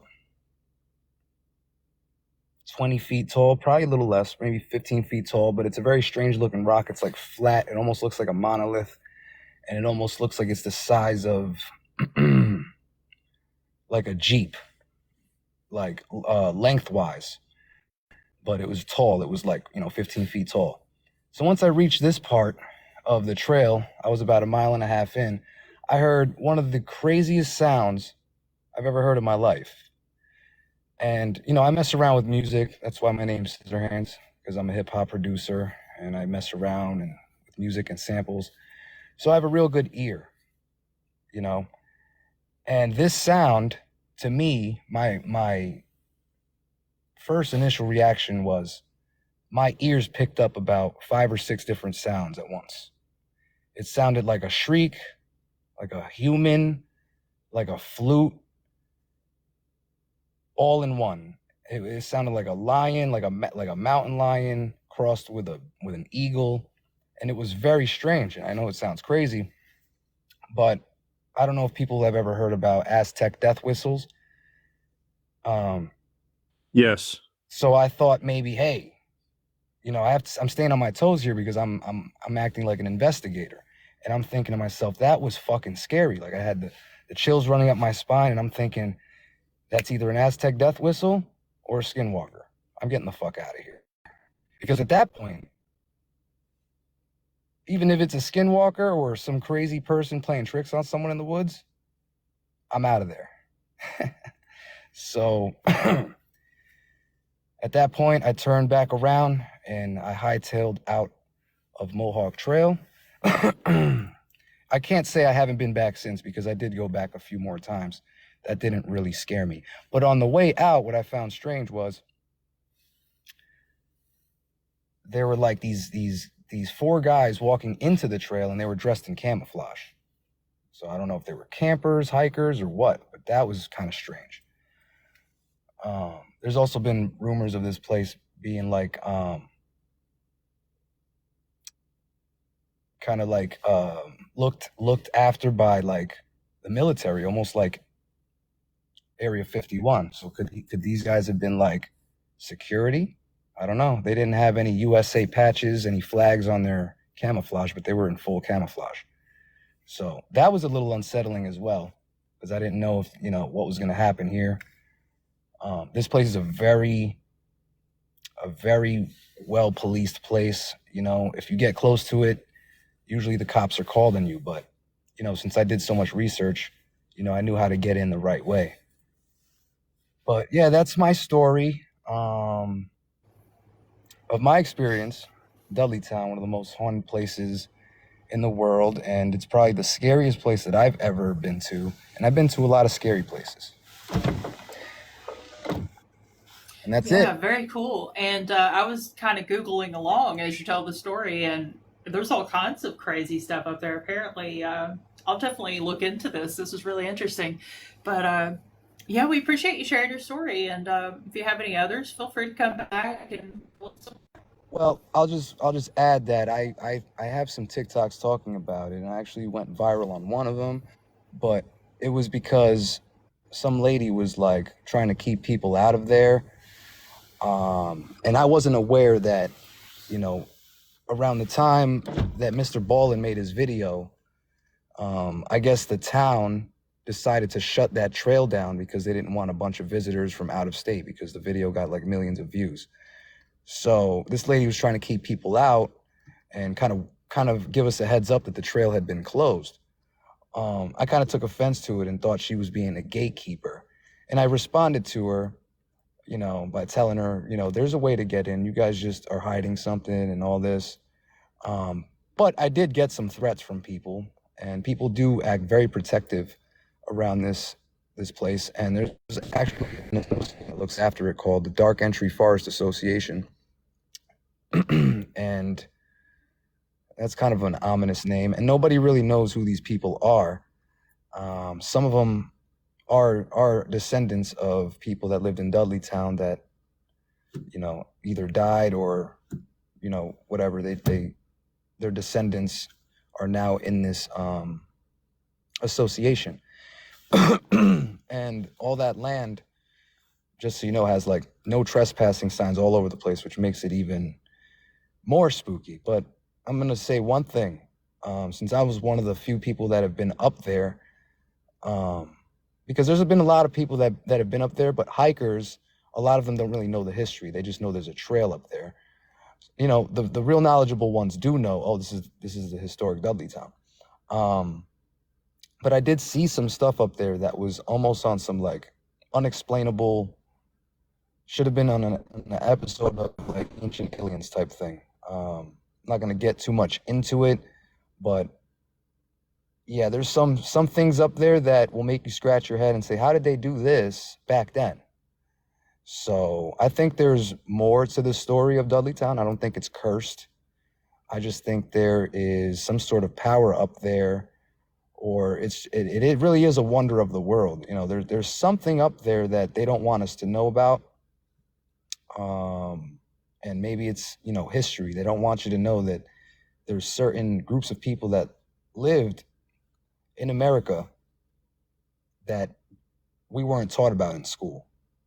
And my personal belief is Dudleytown could be linked to other parts, other mysterious parts in the Northeast. You know, in woods, there's all these chambers and these stone walls that nobody really knows where they came from. So, you know, I just think this specific part is probably one of the only parts in Connecticut that was like that. There's parts in like upstate New York that you can literally access to this day, and access these chambers. And Dudleytown is kind of similar to that. It almost seems like there was people living there before the Dudleytowners tried to live there. So that's all I'm going to say. I think there's some history being hidden there. And there's also, they don't allow archaeologists or scientists up there either. So it's an interesting subject. So yeah, definitely look into it. Yeah, absolutely. Well, we really appreciate you. Thanks for coming up. Thanks. Kind of reminds me of the premise of Stranger Things. Yeah, it kind of does. With mom Yeah, pop and whatnot. yeah, very similar. Thank you, Colby, for the little heart. Let's see here. We got a person. We caught one. Spooky, I know you.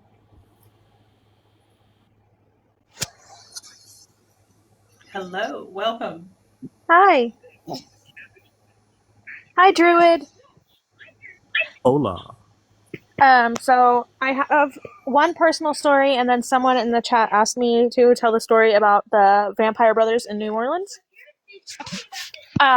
There's probably thousands of vampire stories that come out of New Orleans, and I wish I knew them all and could tell them all, but this is the one that has stuck with me ever since I was like an angsty teen that was obsessed with vampires and, you know, wanted to die and live an Anne Rice novel.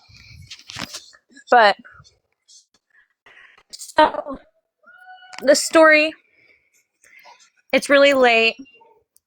There's a police officer walking just doing some back and forths down some really bad areas, and this woman comes running up to him, screaming for help. She has cuts on her wrists and her thighs and her neck, very small ones.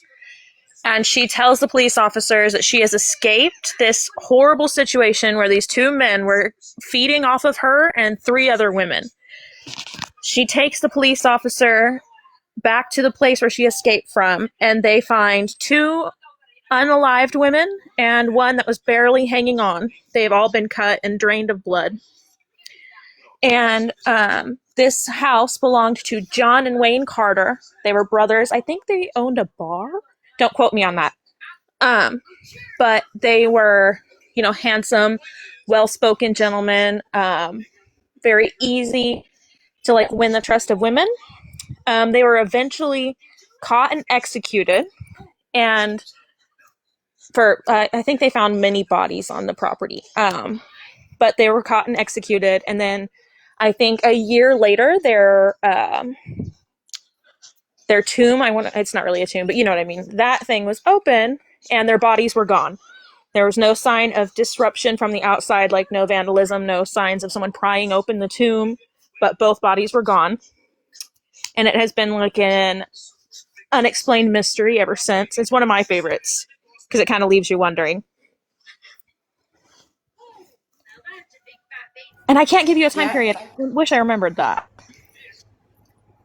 Yeah, that's amazing. I've never heard that story, but I too wish I could live in an Anne Rice novel, by the way. Beautiful, wasn't it? Like, even as scary as they were just beautiful, like gothic. Just chef's kiss. Mm-hmm. Goths for the win. Absolutely. I've been a goth since high school, and that was a while ago. Yeah. Same here. And then my other story I have. I'm sorry. Oh no, go ahead. Sorry, I was just making jokes. Sorry. No, you're fine. And then the other story I have is more personal. It's ghosts. I've always heard ghosts my entire life, even as a kid.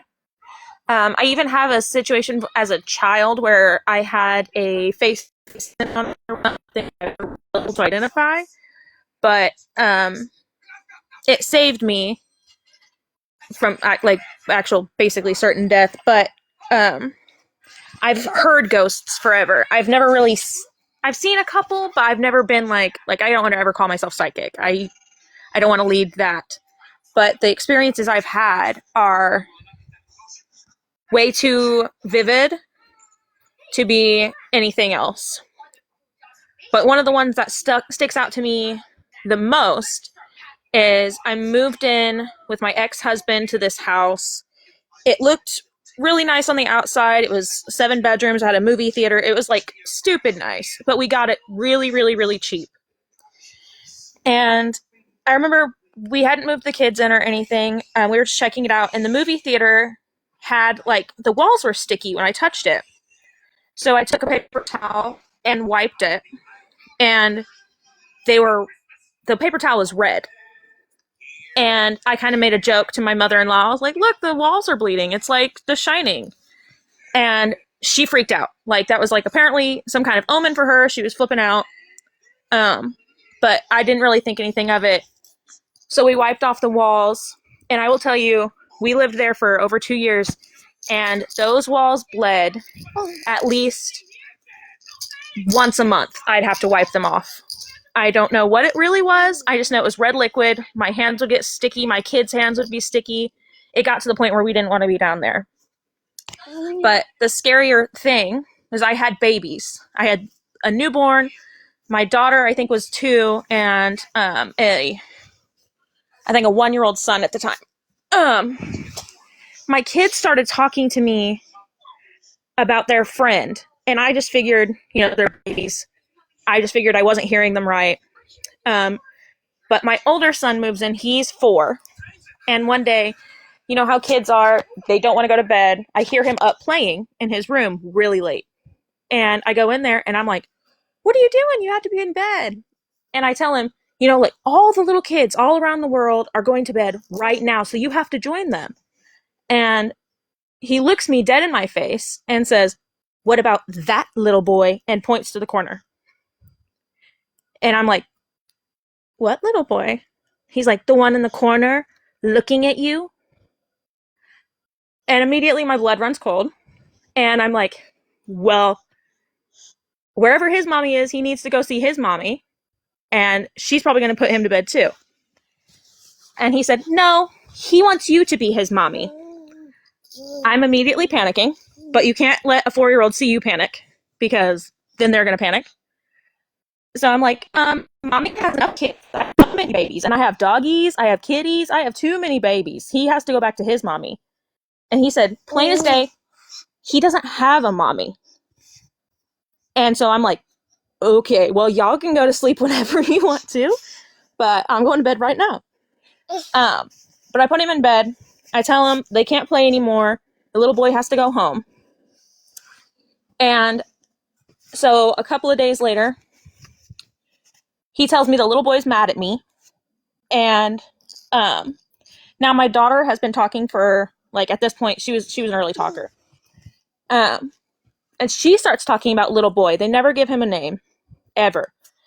And this one day we're sitting in the living room, we're watching TV, and she's a normal baby. She crawls normal, like a cute little chubby baby. She crawls to me in a way that I can only describe to you as like a crab and a spider mixed together. And I said, wow, where did you learn that? And I'm horrified, like maybe she's watched some horror movie that I didn't allow, like what is going on? And she looks at me and she said, that's how little boy crawls. And I said, where's little boy? And she points at the ceiling. She said, he crawled up there. He's right there. Can't you see him? It was, I've been in horror movies. I've watched a bunch of horror movies. I was in haunted houses for years. I worked them. Nothing scares me. But the way that baby crawled across the floor to show me how that baby crawled on the ceiling, to this day, like right now, I have goosebumps talking about how scary that was. And I started asking them questions after this, because generally, I'm like, y'all have scary little friends, whatever. Cool. But when I started asking them questions, what does he look like? They said he doesn't have a face. It's just shadows. He wears a black and white suit and shiny shoes. And his voice sounds like crying, is what they always said.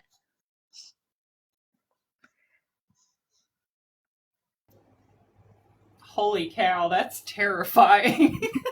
I'm so glad you think so too. I was so scared living in that house. And then I think the only other thing about that house that was absolutely terrifying is my daughter ran into my room one day crying. And she said, Mommy, little boy and a lady want me to go into my closet. And they said it was you, but I know it wasn't you because you're in here. It scared me so bad. I don't want that they were like going to be taken from me or something scary, but the fact that she thought I was in her closet, that thing was always scary as crap to me. Yeah, that is terrifying. Holy cow. Did you salt the doors, maybe? Palo Santo, sage, anything like that? I burned sage, and I had my friend who's a Native American shaman come through and clear it. He said that the energy in there made him sick when he was in there. And I'm sensitive, and the places that scared me were my basement. So I definitely had my mother-in-law, she had holy water. I don't believe in any of that, but she had holy water and a crucifix down there. They tried to bless it a bunch, but the basement always scared me, and my daughter's closet always terrified me. But I never experienced them except for like shadows moving in my peripheral, or sometimes I'd hear someone say something try to directly communicate with me. And I think that's probably what made me even more afraid, is that they were so focused on my kids. That might possibly be due to the fact that, as children, we tend to be more open to things that are otherwise unseen. It's not until as we age and grow up and we are conditioned in society to believe that these things don't exist or whatnot, that's when our sensitivity tends to wane. And then there are some that there's never wanes, but for the most part, I think that's why a lot of times kids are more susceptible to the supernatural. They haven't been conditioned to believe it doesn't exist yet. Yeah, well, I believe that, and because I was way more sensitive as a kid, I heard things way clearer, and I was way less afraid of it, I guess. But what scared me is I'm not a religious person. I don't really, I don't believe in demons per se and all that stuff. But when my mother-in-law was in there and I'm hearing all this stuff, she was, demons go for babies and they take baby souls and all this stuff. And it was just like, on top of everything that was scary, having her as scared as it was just way more stressful. I feel like that house, because it had like a little pond on it, I feel like it just had like maybe a portal. Sorry. It just had a portal or something, and my kids were just super susceptible. Yeah, I'm with you on the whole, no demons type of thing. I also don't believe in that. But I do think that there are elements out there, entities, and some of them, maybe they're nice. Some of them, maybe not so much. But yeah, that's one of the scariest stories I've heard in a very long time. I don't know how I would handle that situation myself. It's awful because my Wow. husband didn't believe in anything, and he would have like the craziest explanations for things. Like once we heard somebody talking to us in the house, and there was all the power was out because someone had crashed into one of the power lines. And I went to tell him, I was like, "There was someone talking. Your mom and I both heard it." He was like, "It was the neighbor's TV. It was the neighbor's TV." I'm like, "What?" So living with a complete skeptic while going through all that, it was absolutely frustrating because you can't tell anybody because they don't believe you. Well, except for the Yeah, kids. that would be very frustrating, definitely. Anybody, I'm trying to give everybody on the panel a chance to talk, so I don't know if you want to say anything, or Chris or Druid or Cat Mama. Um, Spooky. It's me and Sarah also. We're like confirmed like atheists, and it's just amazing to me that people, we don't believe in anything, but we have these paranormal experiences. Absolutely, because I mean, everybody says if you believe in ghosts, you have to believe in God and like an afterlife, and I just believe that energy doesn't really die, and if you have maybe a sudden ending to your life and you don't really understand that you've gone, I'm so sorry. Maybe you get stuck here, and I'm sorry, I'm so sorry.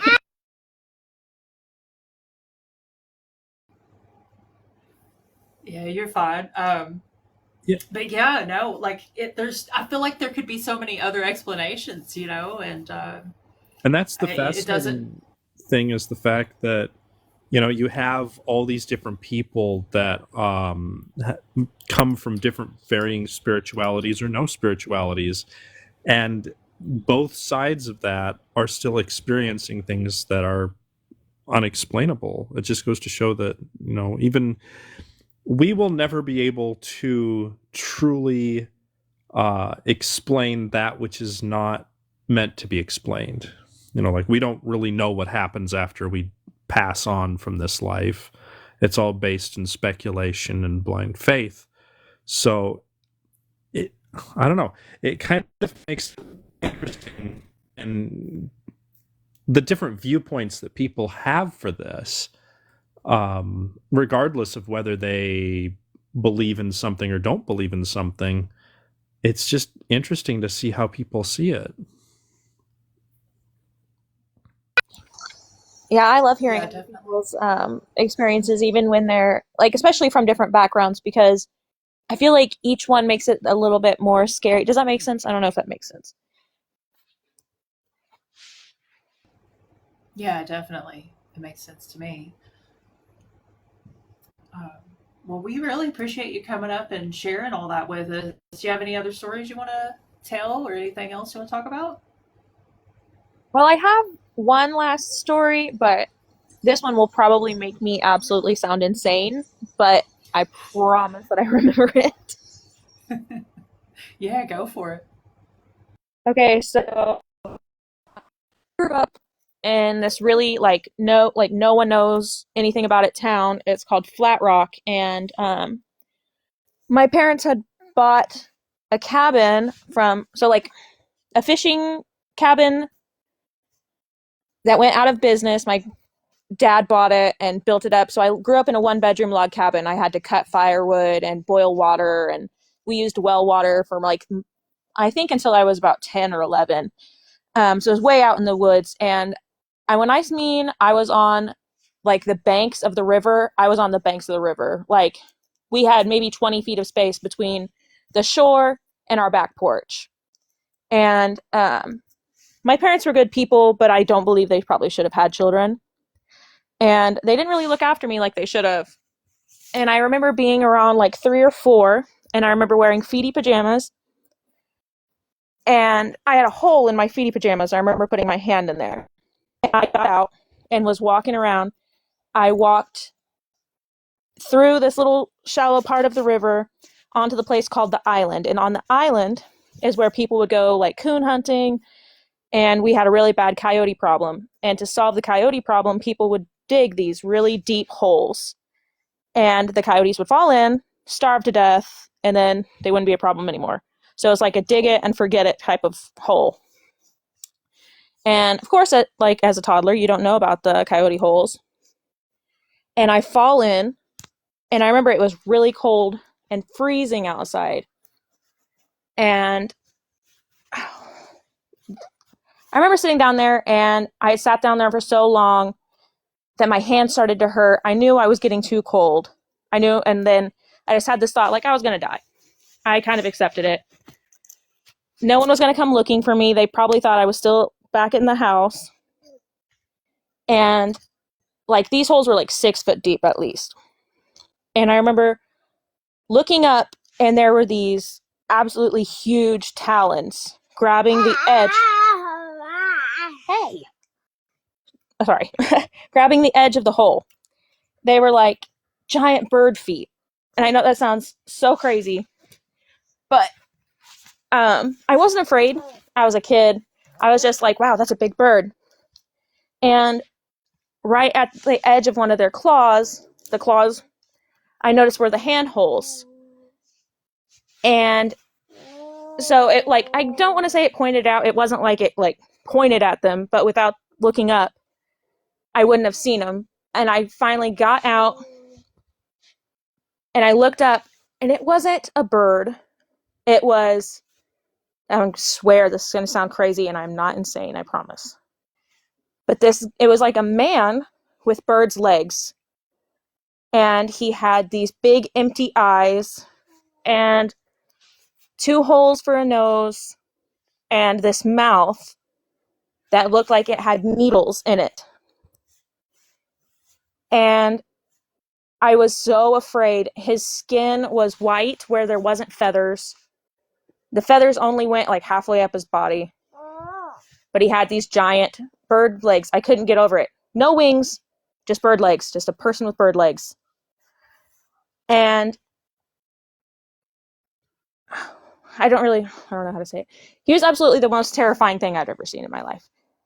And I still see it from time to time, but it's only, I see it right before something really bad's about to happen to me. Like 2017, my ex-husband strangled me until I was unconscious. I seen him right before that attack happened. I was in a really bad, again, my ex-husband hit me with a car. I seen him right before then too. I've always just kind of called it crow. I've never been able to figure out what it was. Like as much as research or other people I like ask around about it, I've never heard anyone or anything that was kind of close to it. Well, of course, I had Christians in my life and some Southern Baptists who told me it was a demon and I needed to repent. But you know, like I haven't had actual things where I could be like, wow, what is that? That's what it was. I'm really sorry you had to go through that. I hate to hear that. Yeah, is there, I just wonder if there's like a cryptid, like a Birdman type cryptid. Somebody in the comments said, where did that go? Yeah, I was noticing Crowman? Jeffrey was talking about the same thing that you were talking about, Spooky. No way, are you serious? Yeah, look at what Jeffrey's been saying. Jeffrey 5296.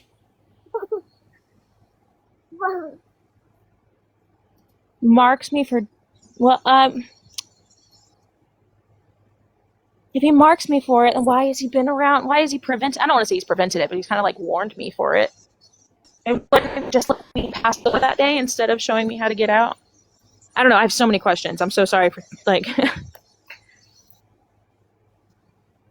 Yeah, that is interesting. I've never thought of it as a harpy because I've always thought harpies and like Valkyries were female. And again, it didn't have wings. It just had like giant black crow's feet and then a weird naked torso. It did not have nipples and not really much of a face, but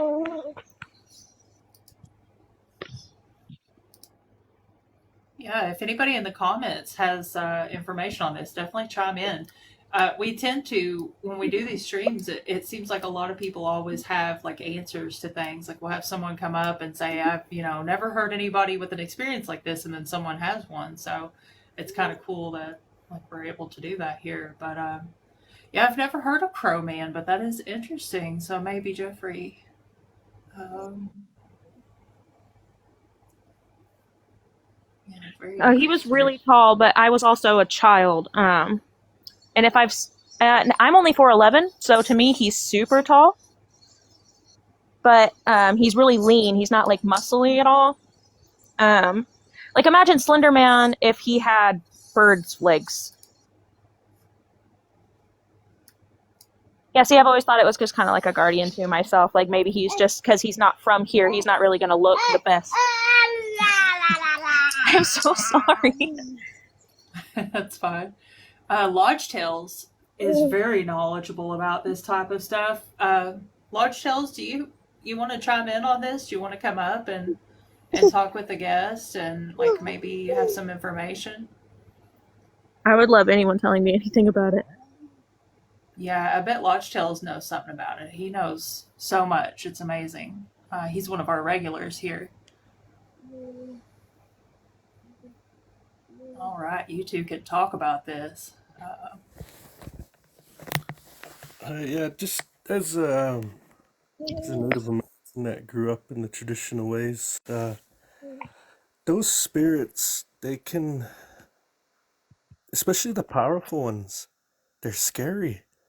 And every time I hear somebody say, I'm not afraid, I'm not scared, I wonder to myself because any sane person would be afraid. So is that person insane a little maybe? That's not afraid?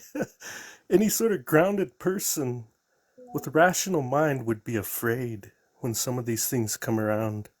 That's just the fact of the matter. Now, we got this bundle a long time ago. We went on a war path and we took it from the Sioux. We captured one of their bundles, but our people didn't know how to use it. They didn't know the songs to it. They didn't know the procedures, the protocols. They didn't know how to use it. So they held on to it. And the next year, they sent another war party down to capture somebody from their tribe to bring them back and give them the option. Now those days were harsh. They said when it did happen and they brought somebody back and they asked them if they knew how to use it, they said yeah. See, because a long time ago they talked in sign language, so they all understood each other, regardless of language. So they asked him if he knew how to use it, and he said yeah. Then the chief said, well, look, you teach us how to use this, or we're just gonna unalive you, you know. And so the guy says, okay, I'll teach you guys. I'll show you how. I'll show you what to do with it, how to open it, how to do the blessings that are a part of it and everything. And this was called the Ghost Bundle. Now, that bundle, the person that wields it, I guess I would say, the person that's in charge of it, that's the keeper of that bundle, has to be a very focused person. Everybody does that, has bundles, but this one in particular, because ghosts can be, they're really powerful. They're unpredictable. They're like elementals, like those thunder beings. They're really unpredictable. You got to be careful when you're messing with that. And it's not, that's the wrong word. You got to be careful when you're using them. Everything has to be done in such a way that they don't turn. They don't do something to you because you made a mistake while you were dealing with it. So what I'm saying, these are just my thoughts, is that that being, that spirit is what I would call it, that basically shows up at these certain times. You know what it was doing. None of us do, but you know it was warning you. So that's what you're telling us, and that's what I believe because it was your experience and it's what you were saying. So I think it's a really powerful spirit because that one, that the ghost bundle, those ones in there, they're scary. So this old man, I heard a story. He was talking about that bundle once. He was talking about it, and he said, if you could get those ghosts to be on your side, you would be a really powerful person, but you would have to really be careful because they're so unpredictable that they might even turn on you. They're like, the impression I got from hearing that was they're kind of chaotic, but they are manageable type spirits. They will help you, but if you make a mistake, then you're gonna pay. So that's what I think about your story, and it's a very interesting one. There's been other people that talk about these bird people. I've heard about this before too. And so in your life, what I think is on your journey through this life in this world, you're meant to see that thing. Or she wouldn't have seen it, right? Obviously, it's kind of that simple. But I would say, if it was somebody in my family or my tribe, I would say, go make an offering to it. Put out some tobacco and pray to it and ask it to take pity on you and to bless you in any way it can. Just that simple, and give it an offering of tobacco. We always offer those spirits tobacco. But that's what I would say to somebody in my tribe that believes what we believe and lives our life, like our lifestyle with spirituality. So I hope that helps, but that's kind of my 2 cents on it. That's a lot, actually. Thank you very much. And when I said I wasn't afraid, it was more of I was a small kid, and it was like, yeah, it was scary, but in that moment, he didn't scare me. But in as an adult, when I've seen him, and I've seen him only, like I said before, bad things happen. He's absolutely terrifying, and um, yeah, I've never really thought to give him an offering, and I guess that's what I'm gonna do, and I'm definitely gonna pray and see if maybe the relationship or whatever with him gets better. Thank you very much for helping me identify him, because it's always been something that's kind of just plagued me, and I thought I was, kind of crazy. No, I don't think you're crazy. I actually think you're probably pretty blessed. I mean, even in our practice, if you think of very similar to what Lodge was mentioning, if you look at the way that people tend to perceive the Fae, for example, you have these archetypes of beautiful little tiny women with, large butterfly wings and antenna, and you know what I mean, the common folklore about the Fae. But if you actually read some of the folklore about it, they are terrifying to look at. Like the Kelpies, a really good example being the Knuckleavee, which is like this. It's essentially this massive skinned horse that's got like red eyes and sharp teeth, and then there's a man's torso, the upper half of a man's torso, basically fused to this horse, both of them completely lacking skin. And then you have the man's head being larger than a normal man's head and has big, huge yellow eyes. I mean, and this is a member of the denizen of the Fae. But at the same time, what I'm getting at in regards to that is that people still made offerings to the She or the Fae, and as Celtic pagans would, and more often than not, it worked in their favor. So I would agree with Lodge that even if these entities are appearing to you in the most terrifying manner, sometimes that's just something that you need to do, is give them an offering of some sort, and then they become less terrifying. Yeah, I'm definitely going to do that. And yeah, I've never really messed with Fae because I don't want to get stuck in a lifetime of servitude. That's not for me. But yeah, with him, I've always called him Crow. It's just, I don't know. I kind of named him. It's probably really silly of me, but yeah, I'm definitely gonna go and get tobacco and offer him that and see. I'm really excited about it, actually. I want to thank you guys so much because that really helped me, like 30 years. Well, 27 years now that I've been so curious and lost on what he was. Yeah, I'm so glad that Lodge and everybody was here to talk about it too, and hopefully it helps. Did Let's see, Ollie is in the box. I know Ollie knows a lot about this. Did you want to come up too, Ollie? I'll bring you up too. We'll just have a big old shindig up here. Uh, Ollie's very knowledgeable. He's also one of our regulars. I'll give him just a second. Okay, yeah, he said sure. Party night, yeah, absolutely. Hi, everybody. It's party night before the Yeah, eclipse. Lee. Yes. So I kind of missed the first half of the story, but it seemed like with the vibes I'm getting from Lodge and Druid is pretty much similar. They're quite correct in what they were saying. If there was something very malevolent, accordance to this kind of a spirit, they will really, I mean, 30 years, human lifespan, we have a lot of energy in our bodies, and if something wants to really like suck it out of you, you'd be withered by now.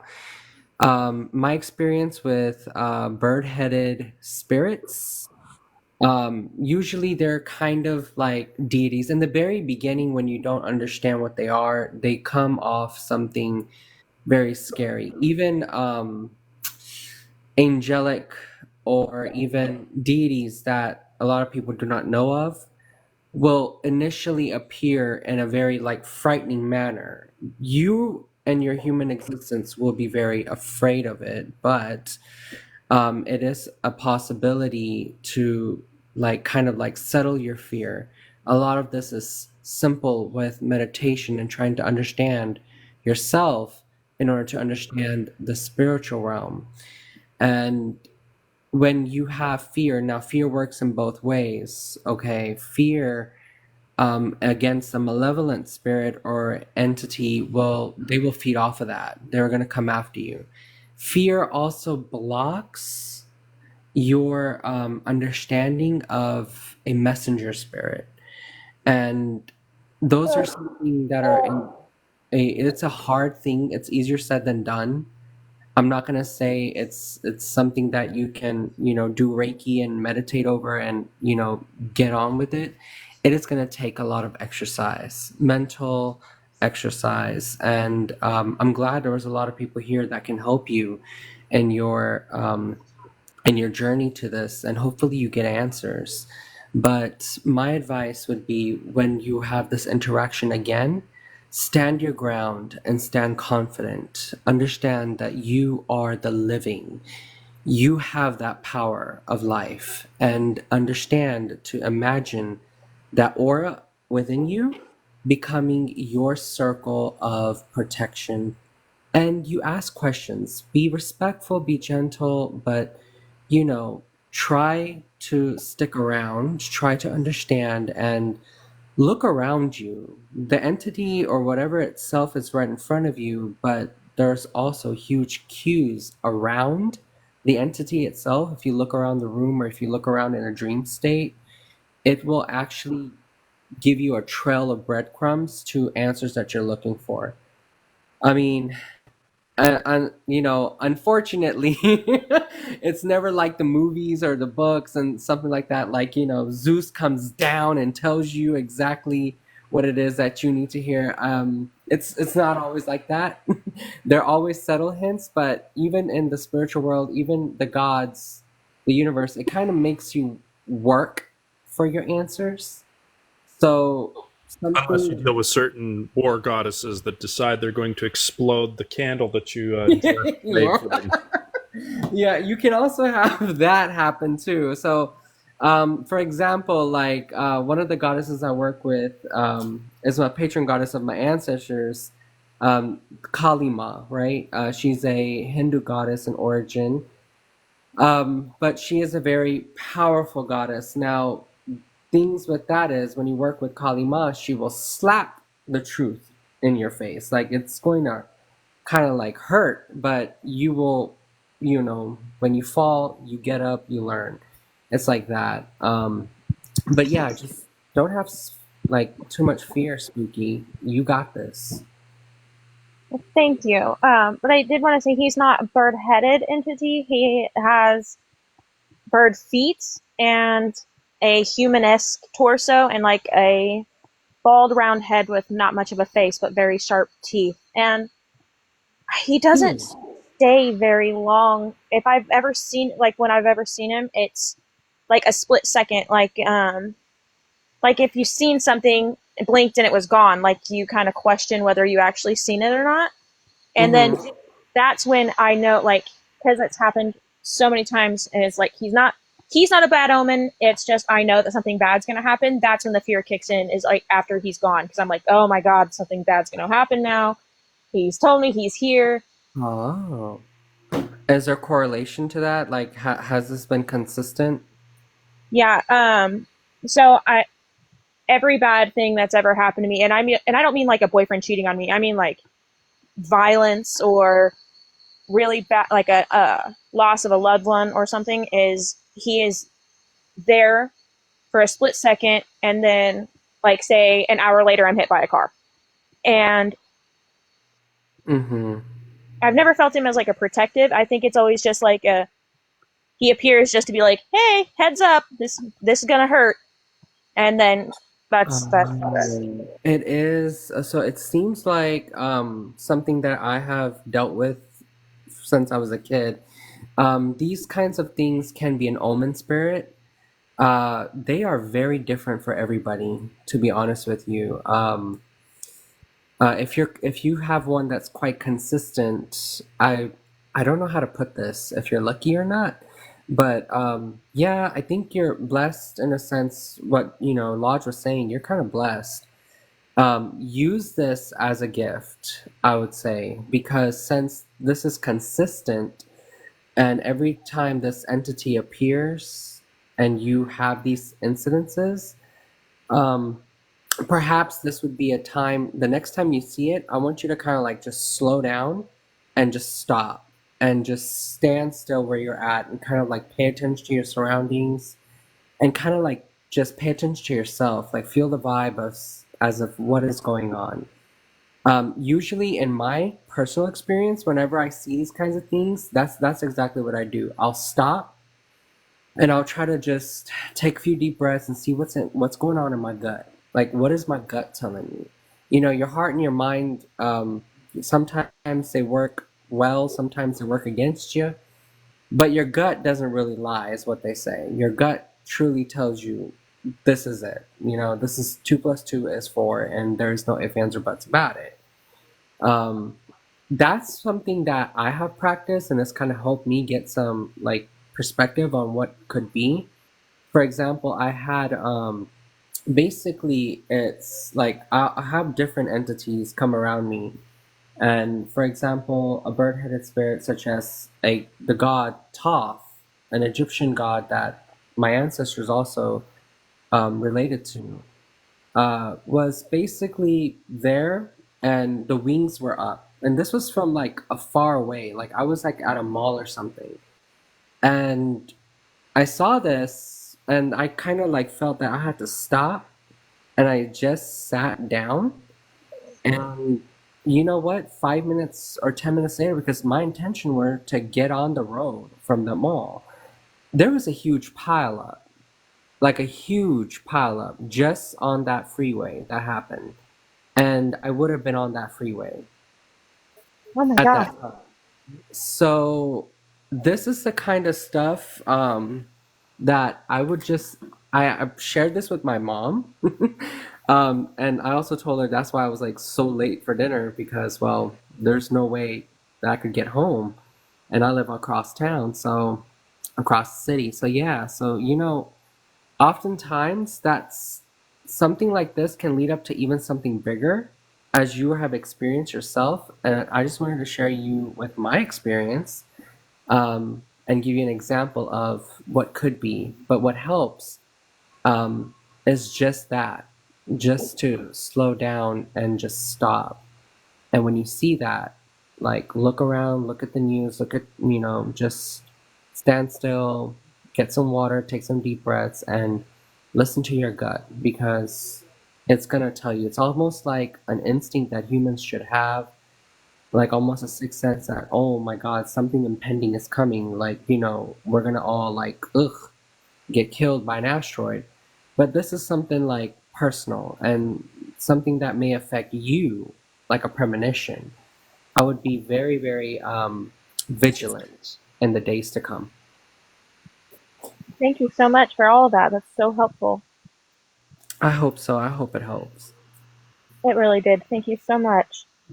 Of course. Thanks for letting me share, you guys.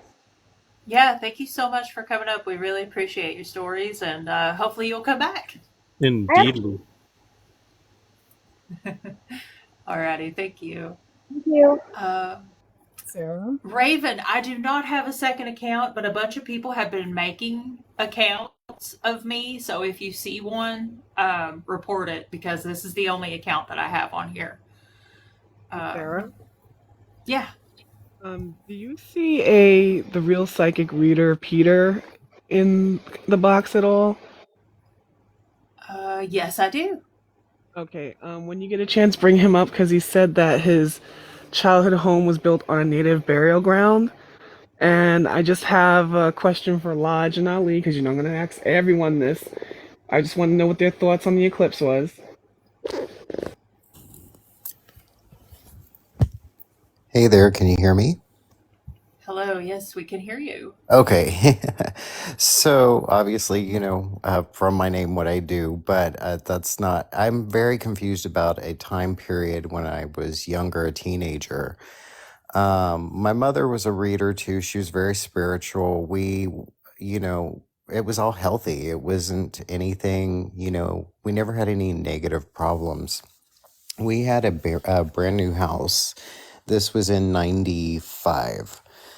A brand new house being built in a brand new nice subdivision outside of Houston. And we visited it, and it was going to be great. It was near the Brazos River.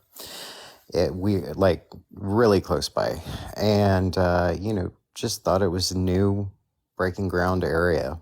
And so we moved in, and we had this newsletter that went out to the community, and it was talking about, like, jokingly, it was near Halloween, and they were serious, but they were saying that if you go out at certain times at night, people have been saying they've been hearing Indian flute music. So, of course, being, a teenager, I went out with my friends every night trying to hear it. Finally, we heard it, and I was just like, this has got to be some sort of a joke. Somebody's out here doing this. But there was just something about the sound of it. I can't explain it. It doesn't sound like it's coming. It sounds like it's coming from everywhere, not a specific place. It was, and so that was the start.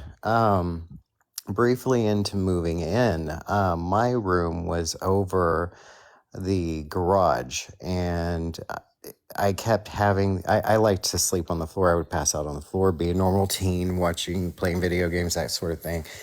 And there would be banging on my floor so heavy that it would shake my entire body. And it would wake me up at like 2 a.m. It was always 2 a.m., 3 a.m. And, that's how it started. I asked my stepfather, can you like move the garage door to see if possibly this is what's shaking my floor? Like, is it wind hitting it? But it felt like somebody was getting like a big post, like a wooden post, and hitting it against the ceiling under me or something. So that started to happen. Then we started to see things, and we didn't know at this time that our portion of the neighborhood, they'd realized there was a previous Indian burial ground. So that's another thing I need to add to this. I'll before I get into this, I'll also say I don't know if that had anything to do with it. This is where I'm left confused. I was very young, and I am somebody who believes in demons, but I also believe in other entities, ghosts, etc. These things, the reason I stopped on this tonight was the picture that you have in the background. those are the figures, or without the horns, that we would see creeping around our house. It was the scariest thing. I remember I didn't even come home for a week. I stayed at my friend's house. My mother started seeing it, and my stepfather, mind you, was a corporal for Harris County, which is a very high ranked police officer, did not believe in any of this stuff. He started seeing it too. He started blaming it on the spiritual things that, me and my mother were involved in, etc. And we kept seeing these entities, and what happened, there was a lot of different things, and I could go on about, but it's the typical haunting sort of things. But one night I was not staying there. I just felt sick being there. I felt I couldn't have friends spend the night. I was at that age where, I would spend the night away. And one night I got a call about 2 a.m. and at my friend's house that my mother was in the hospital. And apparently I saw Druid talking about an exploding candle, and I was like, wow, I'm just seeing all of these things that remind me of this time period. She had lit a candle because she was trying to light a white candle to clear the energy and everything. It was just a normal basic candle, and it exploded. The wax went all over her hands, all over her arms, and lit on fire. She panicked with her hands on fire to run to the sink in her bathroom to take the candle. And that's about all she remembered. She was just in a panic and then called 911. I didn't know about everything else until I had gotten home, and, she's in the hospital, and I go up to her room where it had happened. And the immediate thing that I noticed was what was on the carpet. And it was like bird feet melted into the carpet like something walked.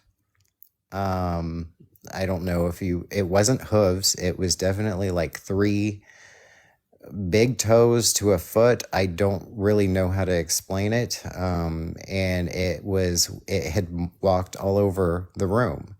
I could get it if, wax spilled a certain way, but this was in a perfect pattern of something very large, that was walking like Bigfoot tracks, but in a very weird shape.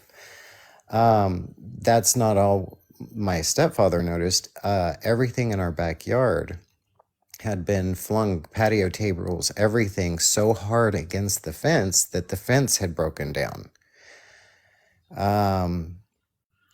So, this continued, and it was pretty startling. My stepfather ended up going to a pastor to see if he could get the house blessed. At this point, he was very open to everything. I, again, just wasn't wanting to stay there. I feel really bad now to this day, leaving my mother behind there. He worked nights a lot, and she was there alone. And I remember I was there with a friend coming to pick up clothes. This was probably about 6 p.m. And, I'm really afraid to say what happened next. Because it still frightens me to this day. And I deal with that. I've helped clear places for people. I want to mind you, this isn't something that, I'm unaware of now, but as a child or a young teen, you can tell probably in my voice, it shakes me to this day. I was coming down the stairs. She was over me. She said, I was told, to not just sage, but use copal incense, that this could be Native American influenced. They're angry and we're spiritual, so they're coming here. And I was like, okay, just keep doing that, and, just try to relax and, meditate and pray. So right when we were walking out down the stairs to the door, we heard this loud, vicious sounding voice scream. I'm afraid what women do, every month, what you call, I'll just say menstrual blood. It screamed menstrual blood very loudly. The thing is it came from all over the house. This is what I was saying, like the flute sounded like. it didn't sound human. It sounded like an orchestra of things coming together to create a voice, if that makes any sense. It scared me so bad I even made sure that she didn't stay there that night. Eventually they put the house up for sale. We left, and everything pretty much negative like that had ended for her. To cut the story short, my reflection in it is that to this day, I even went on ghost investigations. I could feel, what things were, but to this day, I don't know. I've never really heard anything Indian burial ground related or Native American sound like this. I've been curious to have input on other people because I do not speak about this. I don't speak about this with anybody because they're going to go, well, here, you know. My wife knows about it, and a select few people, but I've been curious with people who are more involved what their input would be on this situation. I wasn't messing with anything dark.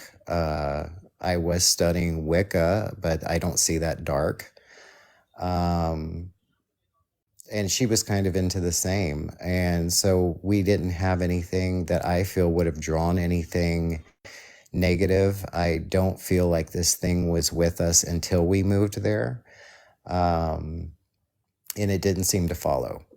So, yeah, I just heard everybody's input, and I was really curious to see what they would think or how they would interpret that situation. Yeah, so anybody on the panel that wants to weigh in, please feel free. Well, in my situation, it was a candle that it was a black candle that I had dressed and dedicated to the goddess Morrigan. Okay. And I was asking her, basically, if you're out there, if you're listening, please give me a sign. And so I walk out of my room, and it's, the candle's lit, and it's sitting on my combination altar / apothecary desk. And I walk out of the room, and not 5 minutes later, I walk in. The candle has exploded, and my desk is on fire. Yeah. So, yeah. I'm going to take that as a sign that she listened. But I think in my case, it was more or less favor of the deity that I was trying to connect with, versus in the case of your story, it seems like there was something that was not really happy with the spiritual act of lighting a candle to try to bless the situation. Mm-hmm, mm-hmm. So it's possible that it could be, of a much more demonic nature. Mm-hmm. Yeah. And the thing is it's not something that it was like, there's that belief where one can, I forget what it's called, where everybody kind of a group hallucination. We've had family members. My great grandmother was a Jehovah's Witness. Okay. So you can imagine. So she had even came down to see the new house, stayed in the house, heard the knocking, heard screeching, heard everything. She was up at 2 a.m. reading her Bible. I had friends who came over who wanted to leave at the end of the night because they saw something in the bathroom, and it was people I would never even tell anything to. So I just wanted to add that there was a lot of people who had witnessed these things very bluntly. Almost like it just really, the purpose was to scare us out of there, scare all of the energy out. Yeah. That's interesting. But I was interested with Lodge, being that we did find out that and I also found out later in the years, by the way, when I still lived in Houston, they did a report, I don't know, maybe 15 years later, that right in the area where my house was, they also uncovered a slave cemetery that was buried over. So, that place was just a mess, I guess. I don't know. I guess nobody kept any historical or cared, It's really misfortunate, but fortunately, the remainder of the slave cemetery they have blocked off, and from what I heard, they were going to restore it. So there was that aspect I found out later. But I was interested in Lodge and what he would think of that. I don't, if he feels like that correlates to Native American, um, maybe curses or or if this was maybe more something in line with a negative energy, like something akin to demonic, or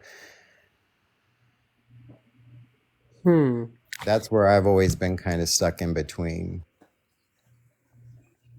Well, I may have something to weigh into this. It seems like, from what I'm adding as what you're telling me, telling all of us, it seems like probably these spirits wanted you gone, Yeah. from the area. They wanted you just not there, or they really wanted to scream loud and say that, hey, there's something here. We're here and we have been unnoticed. Well, I will add on to that. My mother was she was a reader and a medium. And so I'd always wondered if maybe she was a beacon to that, but she tried to do something in line with that, with trying to help it move on or try to make it at peace, herself. And she had a friend who was Wiccan who came and did the same. And that's why the stepfather was like, no, I'm going to bring in a Christian pastor.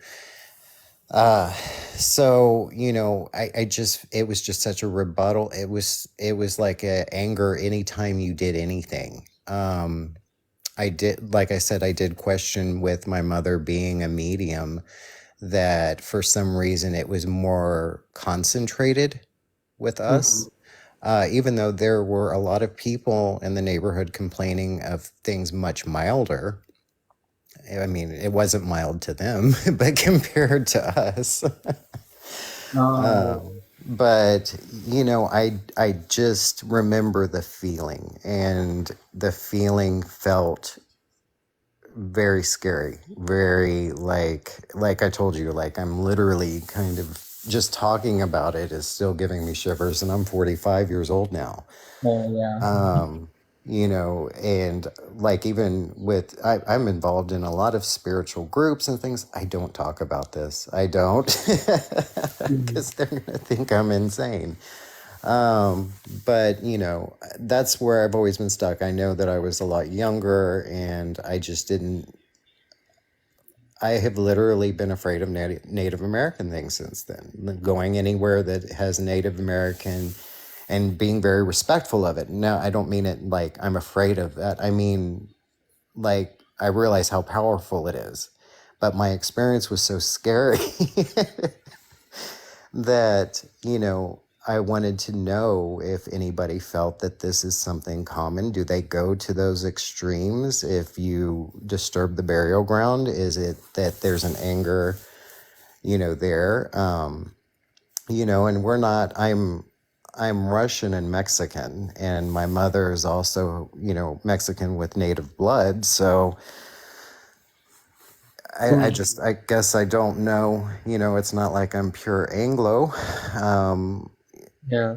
I don't think it was that. To be honest, it was probably that just, if there were human spirits, they really wanted to kind of be heard. And yes, if you are psychic, you are sensitive, and the more highly receptive you get when you're so sensitive, these things will latch onto you more. It's like an easier door to open. It's like, hey, this person kind of noticed me, so let me go, tap on their shoulder a little bit more. Yeah, I've had that. I've had a lot of experiences like that, and I didn't feel the fear that it was almost like this was it, even with the slightest thing that you would see or anything, it was just like an unnatural fear. It was like the air got heavy. It was everything got cold, everything got heavy. It was like its point was to harm, like that you felt that. Yeah. And whenever I've came across any of when I used to paranormal investigate when I was younger, and I did have, experiences here and there, I never felt that. Even when they were being mischievous or saying certain things on EVPs or, that were probably frightening, this was intense. And it has left its mark on me for sure. For a while, I really even didn't want to touch anything spiritual for a few years because it was intense, Yeah, I mean something like that that does rattle cages, and it's hard because of not knowing the history or what happened. Mm-hmm. It's difficult to decipher, but I will just share like you're not alone in this. Even as I mean, I've seen ghosts since I was a kid, not knowing that we're ghosts, right? Being an Abrahamic witch, like a magi is what they call it in the old world. Mm-hmm. Yeah, I know. It's basically, I mean, you would get used to this, but there was times where I have felt fear even for others. This is actually a story that I shared um, several years ago, many years ago, actually, in my undergrad, and this was. Oh my God! It was the big cemetery near what was it called? It's that big one, and I can't even think right now. But it's by Hell's Road. I don't know if you heard of that. That's the one. And I was basically stuck there. There was something about our friends going to pee, and we found ourselves in the cemetery. And this is when the entities came after us. Like they actually wanted to come after us. Right. And then we came to Houston all the way. Stopped at Denny's. I think it was in Sugarland that we stopped. That's where my house was. Oh, in Sugarland? Yes, it's Greatwood. Oh my God. We were like towards Stafford. So that's when ended up, we stopped there. And then that's when we saw there was a lot of handprints, different sizes and different claw marks on the I back. know what you're talking about near the railroad tracks. Yeah. Yeah, it's something Abigail's cemetery. Shit. Yeah. Remember.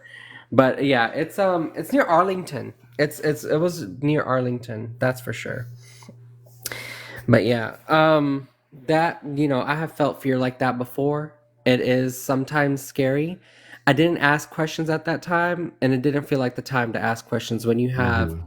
a bunch of shadow figures like coming close to you, and you're literally hand to hand with all three of your friends trying to get back to the car, and Right. not paying attention.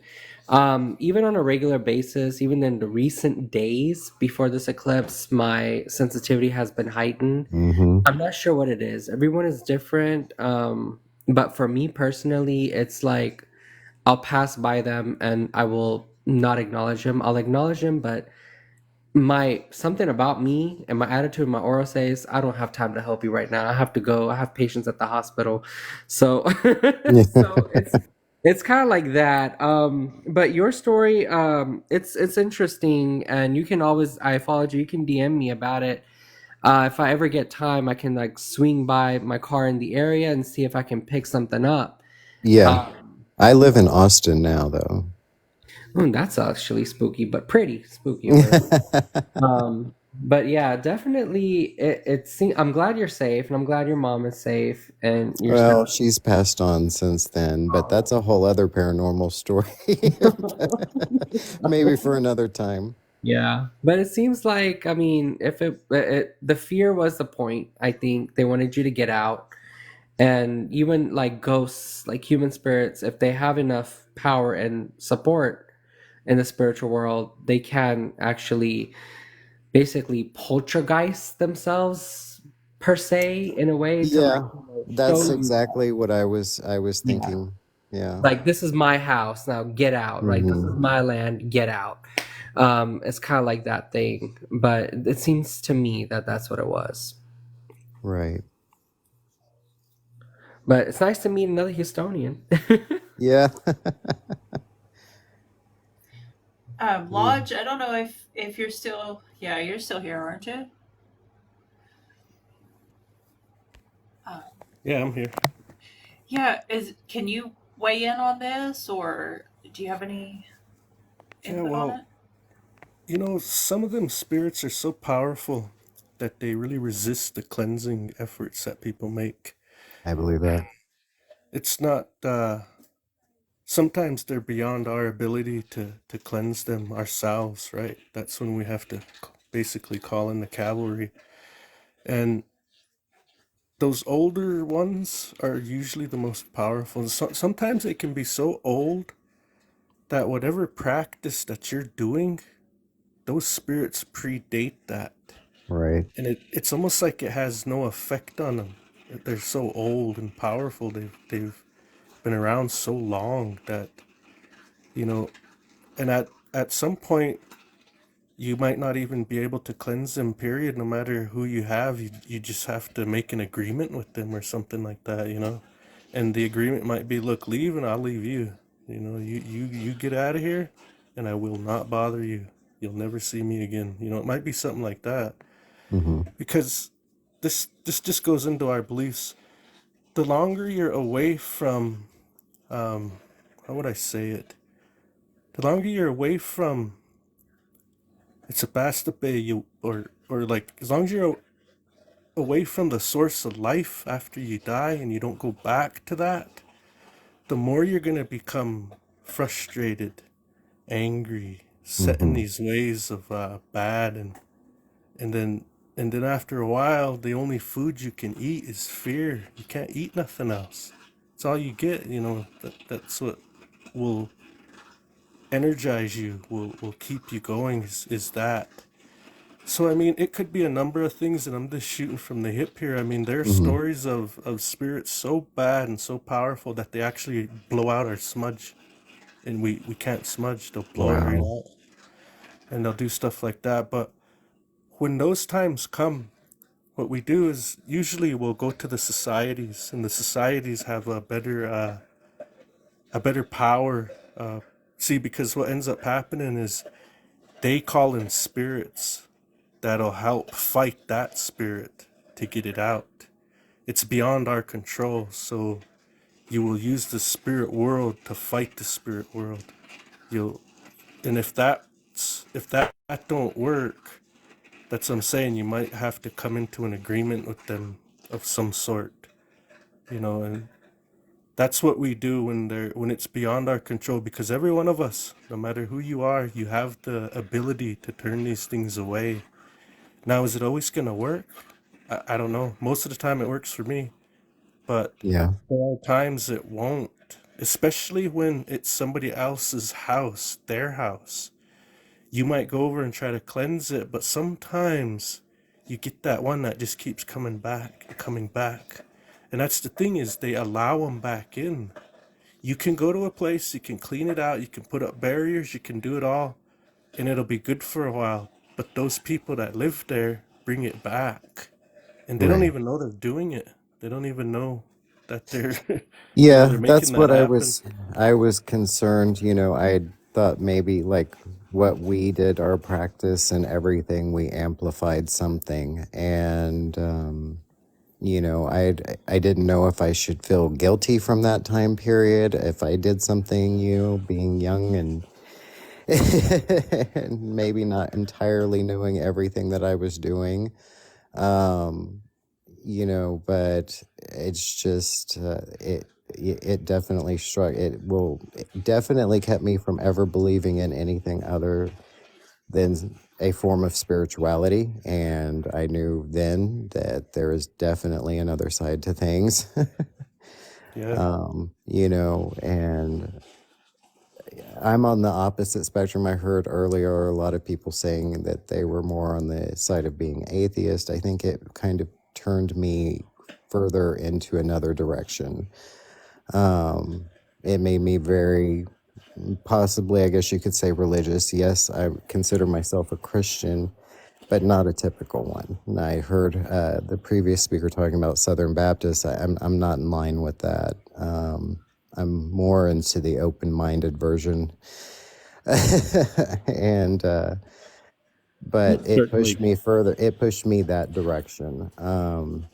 there's It certainly felt people that are, within the group that tend to come from different diverse backgrounds right. as well, from Christians to atheists to pagans and So whatnot. yeah, of course, and that's why I was saying at the beginning. I kept mentioning demons and everything. I thought maybe it would be better if I clarify why I thought that it was just so, malicious that I just associate, especially with what it was yelling with my friends there. By the way, I wasn't just there with my mother, but when it had screamed that in the hallway, uh, I had a lot of people there. And so it's like the more confirmation, the more you have people there to experience it so blatantly is what was even more scary, that it was just that chaotic, that high of an energy that it didn't even care who was there. It wasn't trying to specifically work on us. Um, so yeah, it was an intense part of my life.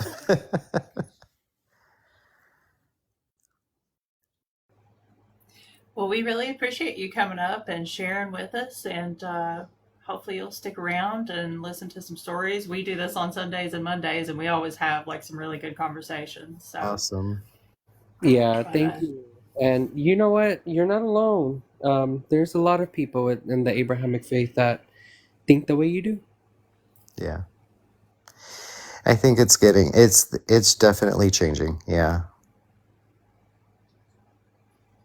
alrighty, well, thank you so much. I really appreciate you sharing that with I us. appreciate it, guys. Thank you. Thanks. All right, Cat Mama, are you still awake? Yes, I am. I've just been talking, listening. Um, I don't know if Lodge and Ali had heard what I said earlier. I was just wondering what their thoughts on the eclipse is. Yes. Lodge, you want to go first? Well, in the traditional way, I've never really been taught anything about the eclipse, but I know in some stories before, I remember hearing like the eclipse would happen and it was a sign for the people to change what they were doing, to change their ways. Be it if they're on a, out raiding or something and they see that, they would change what they were doing, or something like that. It would always mean a change. See, because when you look at it, I mean, when I look at it, I guess we believe that the sun, well, how can I say this? The life force that's in the sun is our creator, I guess is how I could say it. And that is what keeps us safe during the day, watches over us during the day. And then at nighttime, the Kokomikisun, his wife, the moon, she's the one with the night light that watches over us at night. So when they come together, because they hardly ever do that, but when they do come together like that, it is a meaning of some sort. And in the old stories, all I can gather is that it's time to change something, change that course that you're on to something better. That's all I could say about it.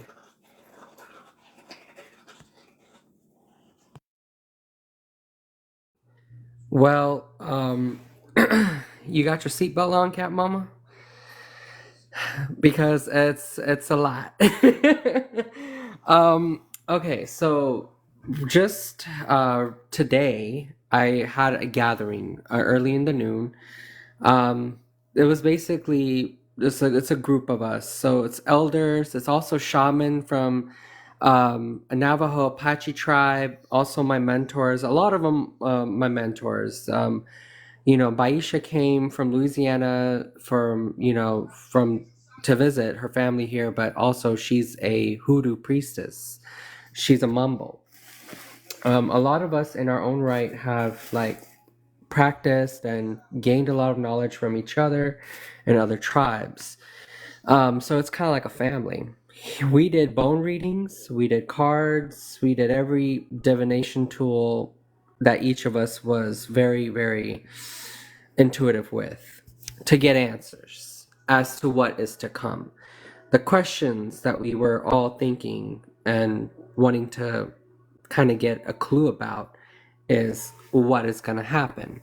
And as Lodge said, even in the old tales and all history, solar eclipses do bring about messages of change. It's really something big.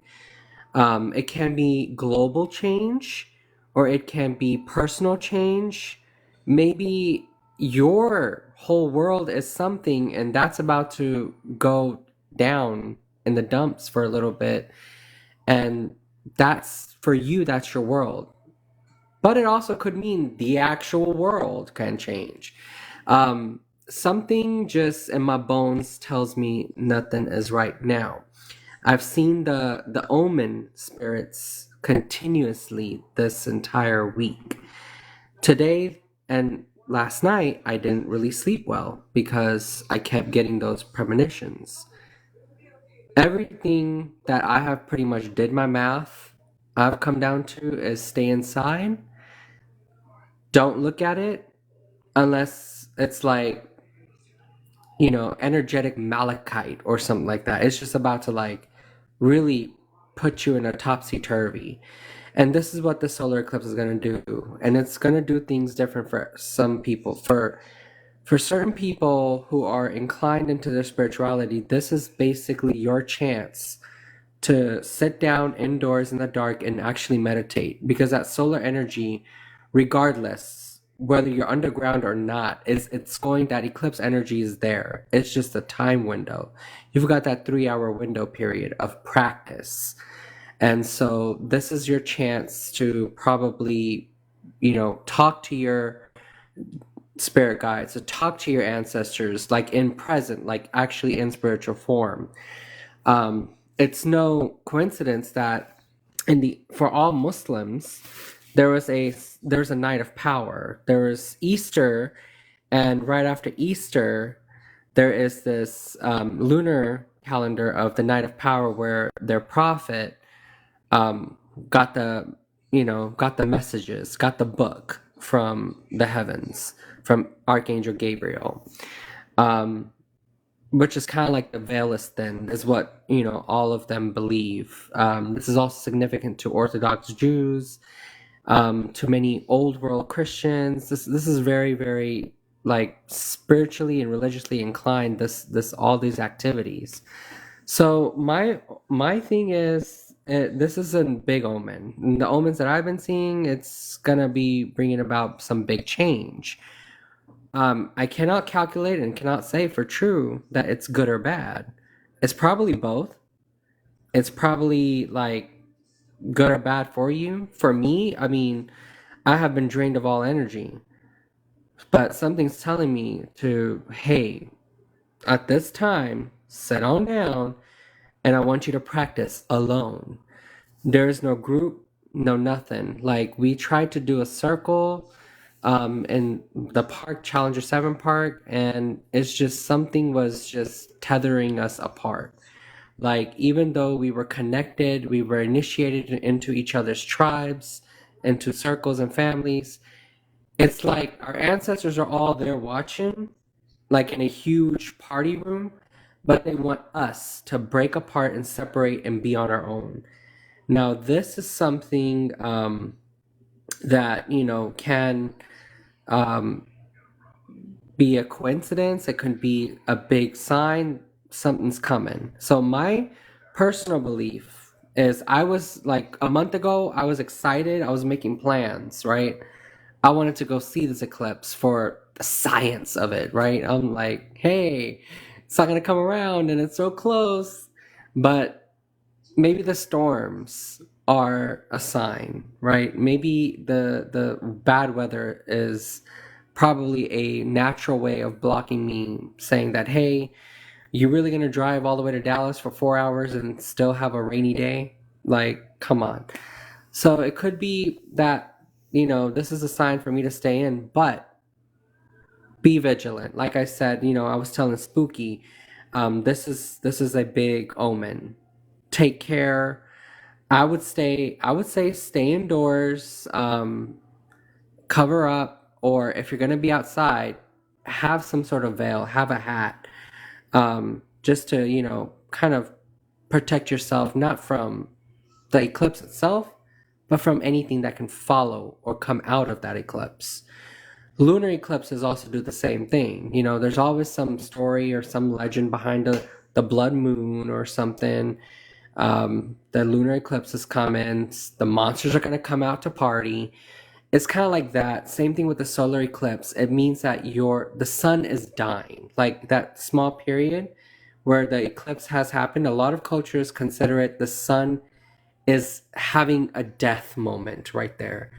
And it's considered a very sad thing. It's considered a very bad thing. And it's considered something that, if you get caught up in that, your soul is going to come out, be washed and dried and put back in you and something else. It's something that a lot of people may not handle. Now, there are stories out there in forums that I have been seeing, like I was looking at last week. A lot of people 20 years ago had similar experiences during a solar eclipse. They were there, they saw it, and they had a happy-go-lucky life, and something happened. They went through hell for some time until the next solar eclipse. They stayed inside, and it kind of got in line with everything. So I don't know, it works with certain different cultures, but as Tina was saying, yeah, the sun dies and it's reborn. This is a big sign of rebirth, of renewal, and big change. You never know what could happen. Hopefully we will see that. This is some sort of change that may affect us. It may affect us emotionally. If it's not you directly, and if it's people around you, it's still going to affect you. If it's not, your community, it's another community, it's still going to kind of affect you. Whatever's coming, we just got to, get our seatbelts tied, make sure it's, we have our blinkers and everything on, and let's hang on for the ride, because that's what's probably going to happen. But if you are like cryptozoologists out there, crypto hunters, also kind of keep an eye out. If you're going to be outdoors, keep an eye out. I want to know if y'all see something. Just, just saying. So in this regards, Ollie and I are on the complete opposite side of the spectrum.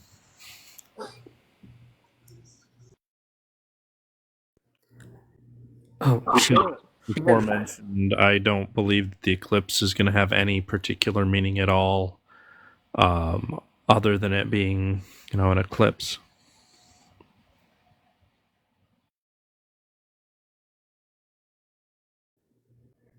And my logical, scientific mind will agree with Druid on that too.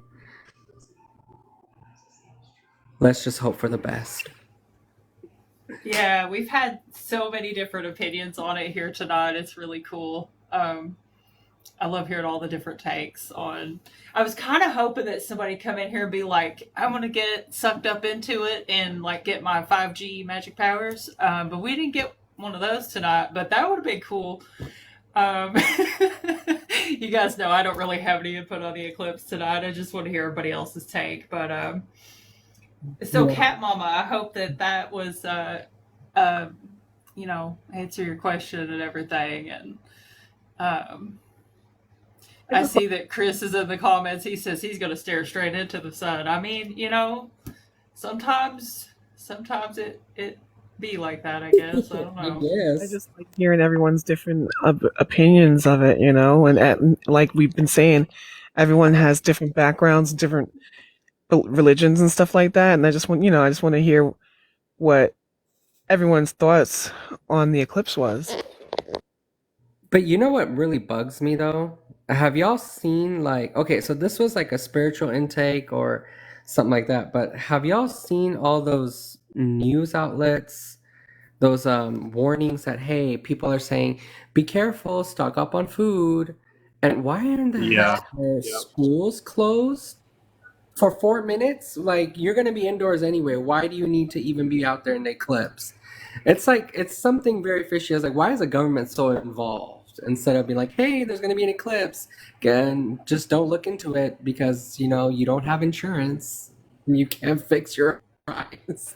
So like, I was really kind of astoundingly surprised. I'm like, why is there so many warnings and saying that, hey, stop that? Or even on the freeway, my dad was asking today, like, what's going on? Like, I see the sign. What is a solar eclipse? Like, don't slow down or don't stop. I'm like, oh, because people are gonna stop on the freeway to look up at the sky. So that's what they're saying. But yeah, there's a lot of warnings out there publicly about it. And I'm just like, what they doing? Yeah, I've heard that too, and it's like, why?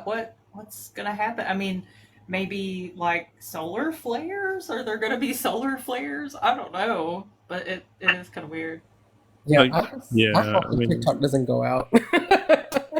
I want to update. unfortunately, where I live, we're not going to see much of it, so there's no sense in, looking up into the sky, because we're not going to really see anything. Yeah, I'm just very interested into figuring this out because what if it does go dark? It would be interesting in a psychological point of view, like academically. I would like to observe what happens. Like literally, I'm getting my pen and paper. I'm ready. I told my family, I was like, I'm ready. I got my pens and I got my notebooks to take as many anecdotals that I need to for my study if I'm gonna just pop one up right now. I mean, I've heard the end of the world, I've heard the Christian rapture, I've heard extraterrestrials, I've heard vortexes. There's so many different things that people are apparently claiming that this eclipse is going to bring about. I'm just Yeah, for me, I'm just gonna take the time because it's my day off anyway tomorrow, and I'm just gonna sit, have some food, and during the eclipse, just meditate. Go for that. Yeah, Ethan, Yeah, Running Crane, he was in here a minute ago. I don't know if he's still here.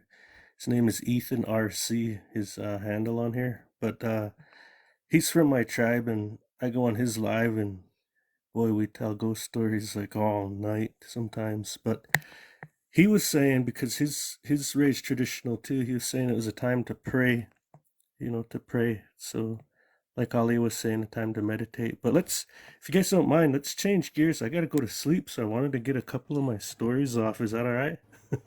yeah, go for it. All right, sorry, I don't mean to change the subject abruptly, but um, I just have a few I want to tell. And so my sister's a EMT.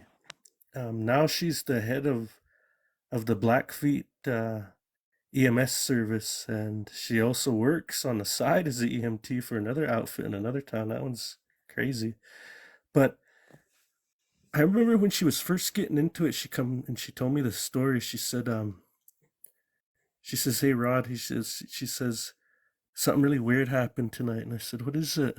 She said, "We were called to this house." And they have to be really vague when they're talking like that because of the laws. She says, "We were called to this house, and there was a man, he was about in his 30s, and he was having chest pain, and they thought they were gonna lose him. And so we go up there, and as soon as we get to that house," she said, "there was a car parked in the way, and there was a guy sitting in there." And she said his name. I know who he is. He actually taught us how to dance when I was in elementary school. Taught us owl dance, traditional stuff like that. But that's who it was. And she said he was sitting in there, so I told him. She says, "Hey, can you move this car so we can back that ambulance up to the door, get close as we can?" Her driver start backing it up. She was the one that jumped off and told him. As soon as that happened, she walked into that house to let them go ahead and traverse, and she went in there to respond. And as she gets in there, totally flips her out because the guy on the floor that's going into cardiac arrest was the guy sitting in that car. And he moved it and everything, moved the car and everything. But he was the guy on the floor. And when she told me that, I said, "Wait, what? How?" So he moved. So wait, it kind of blew my mind. But Whatever. I don't know. I might be getting the story wrong. It's been a long time, but that's the gist of the story if I remember it right. And I'm sorry if I get any of it wrong. If anyone knows this story from my tribe and I'm getting it wrong, I'm sorry. But that's what I remember. Is something like that. Now this last story I want to tell y'all is this happened to me. I always like to throw one of my personal stories in there. So not too long ago, I uh I had to go to the hospital and have this outpatient procedure kind of done to me where they had to put me out. They had to put me under, and they did. And whoa, when they put me under, I woke up, but I wasn't there at that place anymore. And when I woke up, I was laying on the ground, and I was surrounded by these white rocks. There were rocks painted white. They're all around me in a circle, and I knew what it was. It's what we call a fasting circle, where you go to fast. And I'm looking at it, and I'm looking up at the sky, and then I know that feeling that hit me. I recognized it. I was right, what we call the sand hills, what other people call, oh geez, I don't know how you'd say it. Maybe heaven. I don't know. But it was that place that where you go to when you make that journey over. It was there. And in our way, it's a huge camp. Like it's so big, it's bigger than the ocean. There's so many souls there. That's how big it is. It's huge. It goes on forever. And so I was outside of that because what I could hear was horses, kids playing. Geez, I even heard dogs, but I heard a camp. The camp sounds like a particular way, and that's what I heard. But right next to me, and I wasn't supposed to look at them. You know, a lot of these elders, a lot of times, us natives, we don't really look at them in the eye like that. You know, we kind of keep our heads down, and it's kind of like a way of showing respect. You know, you don't stare them down or nothing. You just kind of keep your head down and like reverence. You know, and so that's what I was doing. But instead, I was looking straight up, and I could hear them talking, and they were saying, and what they were doing is they were referring to those nurses and those doctors that were in that room in that hospital. They were referring to them. And these old ladies were talking. They were saying these people, they don't even know how powerful their thoughts are. They don't even know what they're doing. Another one would jump in. If they just realized how powerful their thoughts are, they wouldn't think the way they think. Then another one jumped in. Those thoughts that they have, those things that they worry about, they're making themselves sick. They're giving themselves cancer.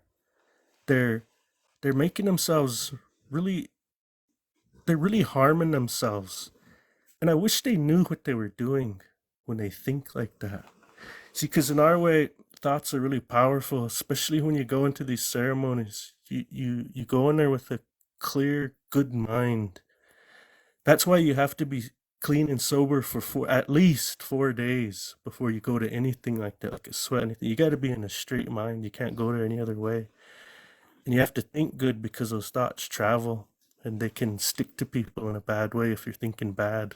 That's why we only do the good thoughts with all that. So I kind of knew what they were talking about when they were talking. I understood why they were saying those things.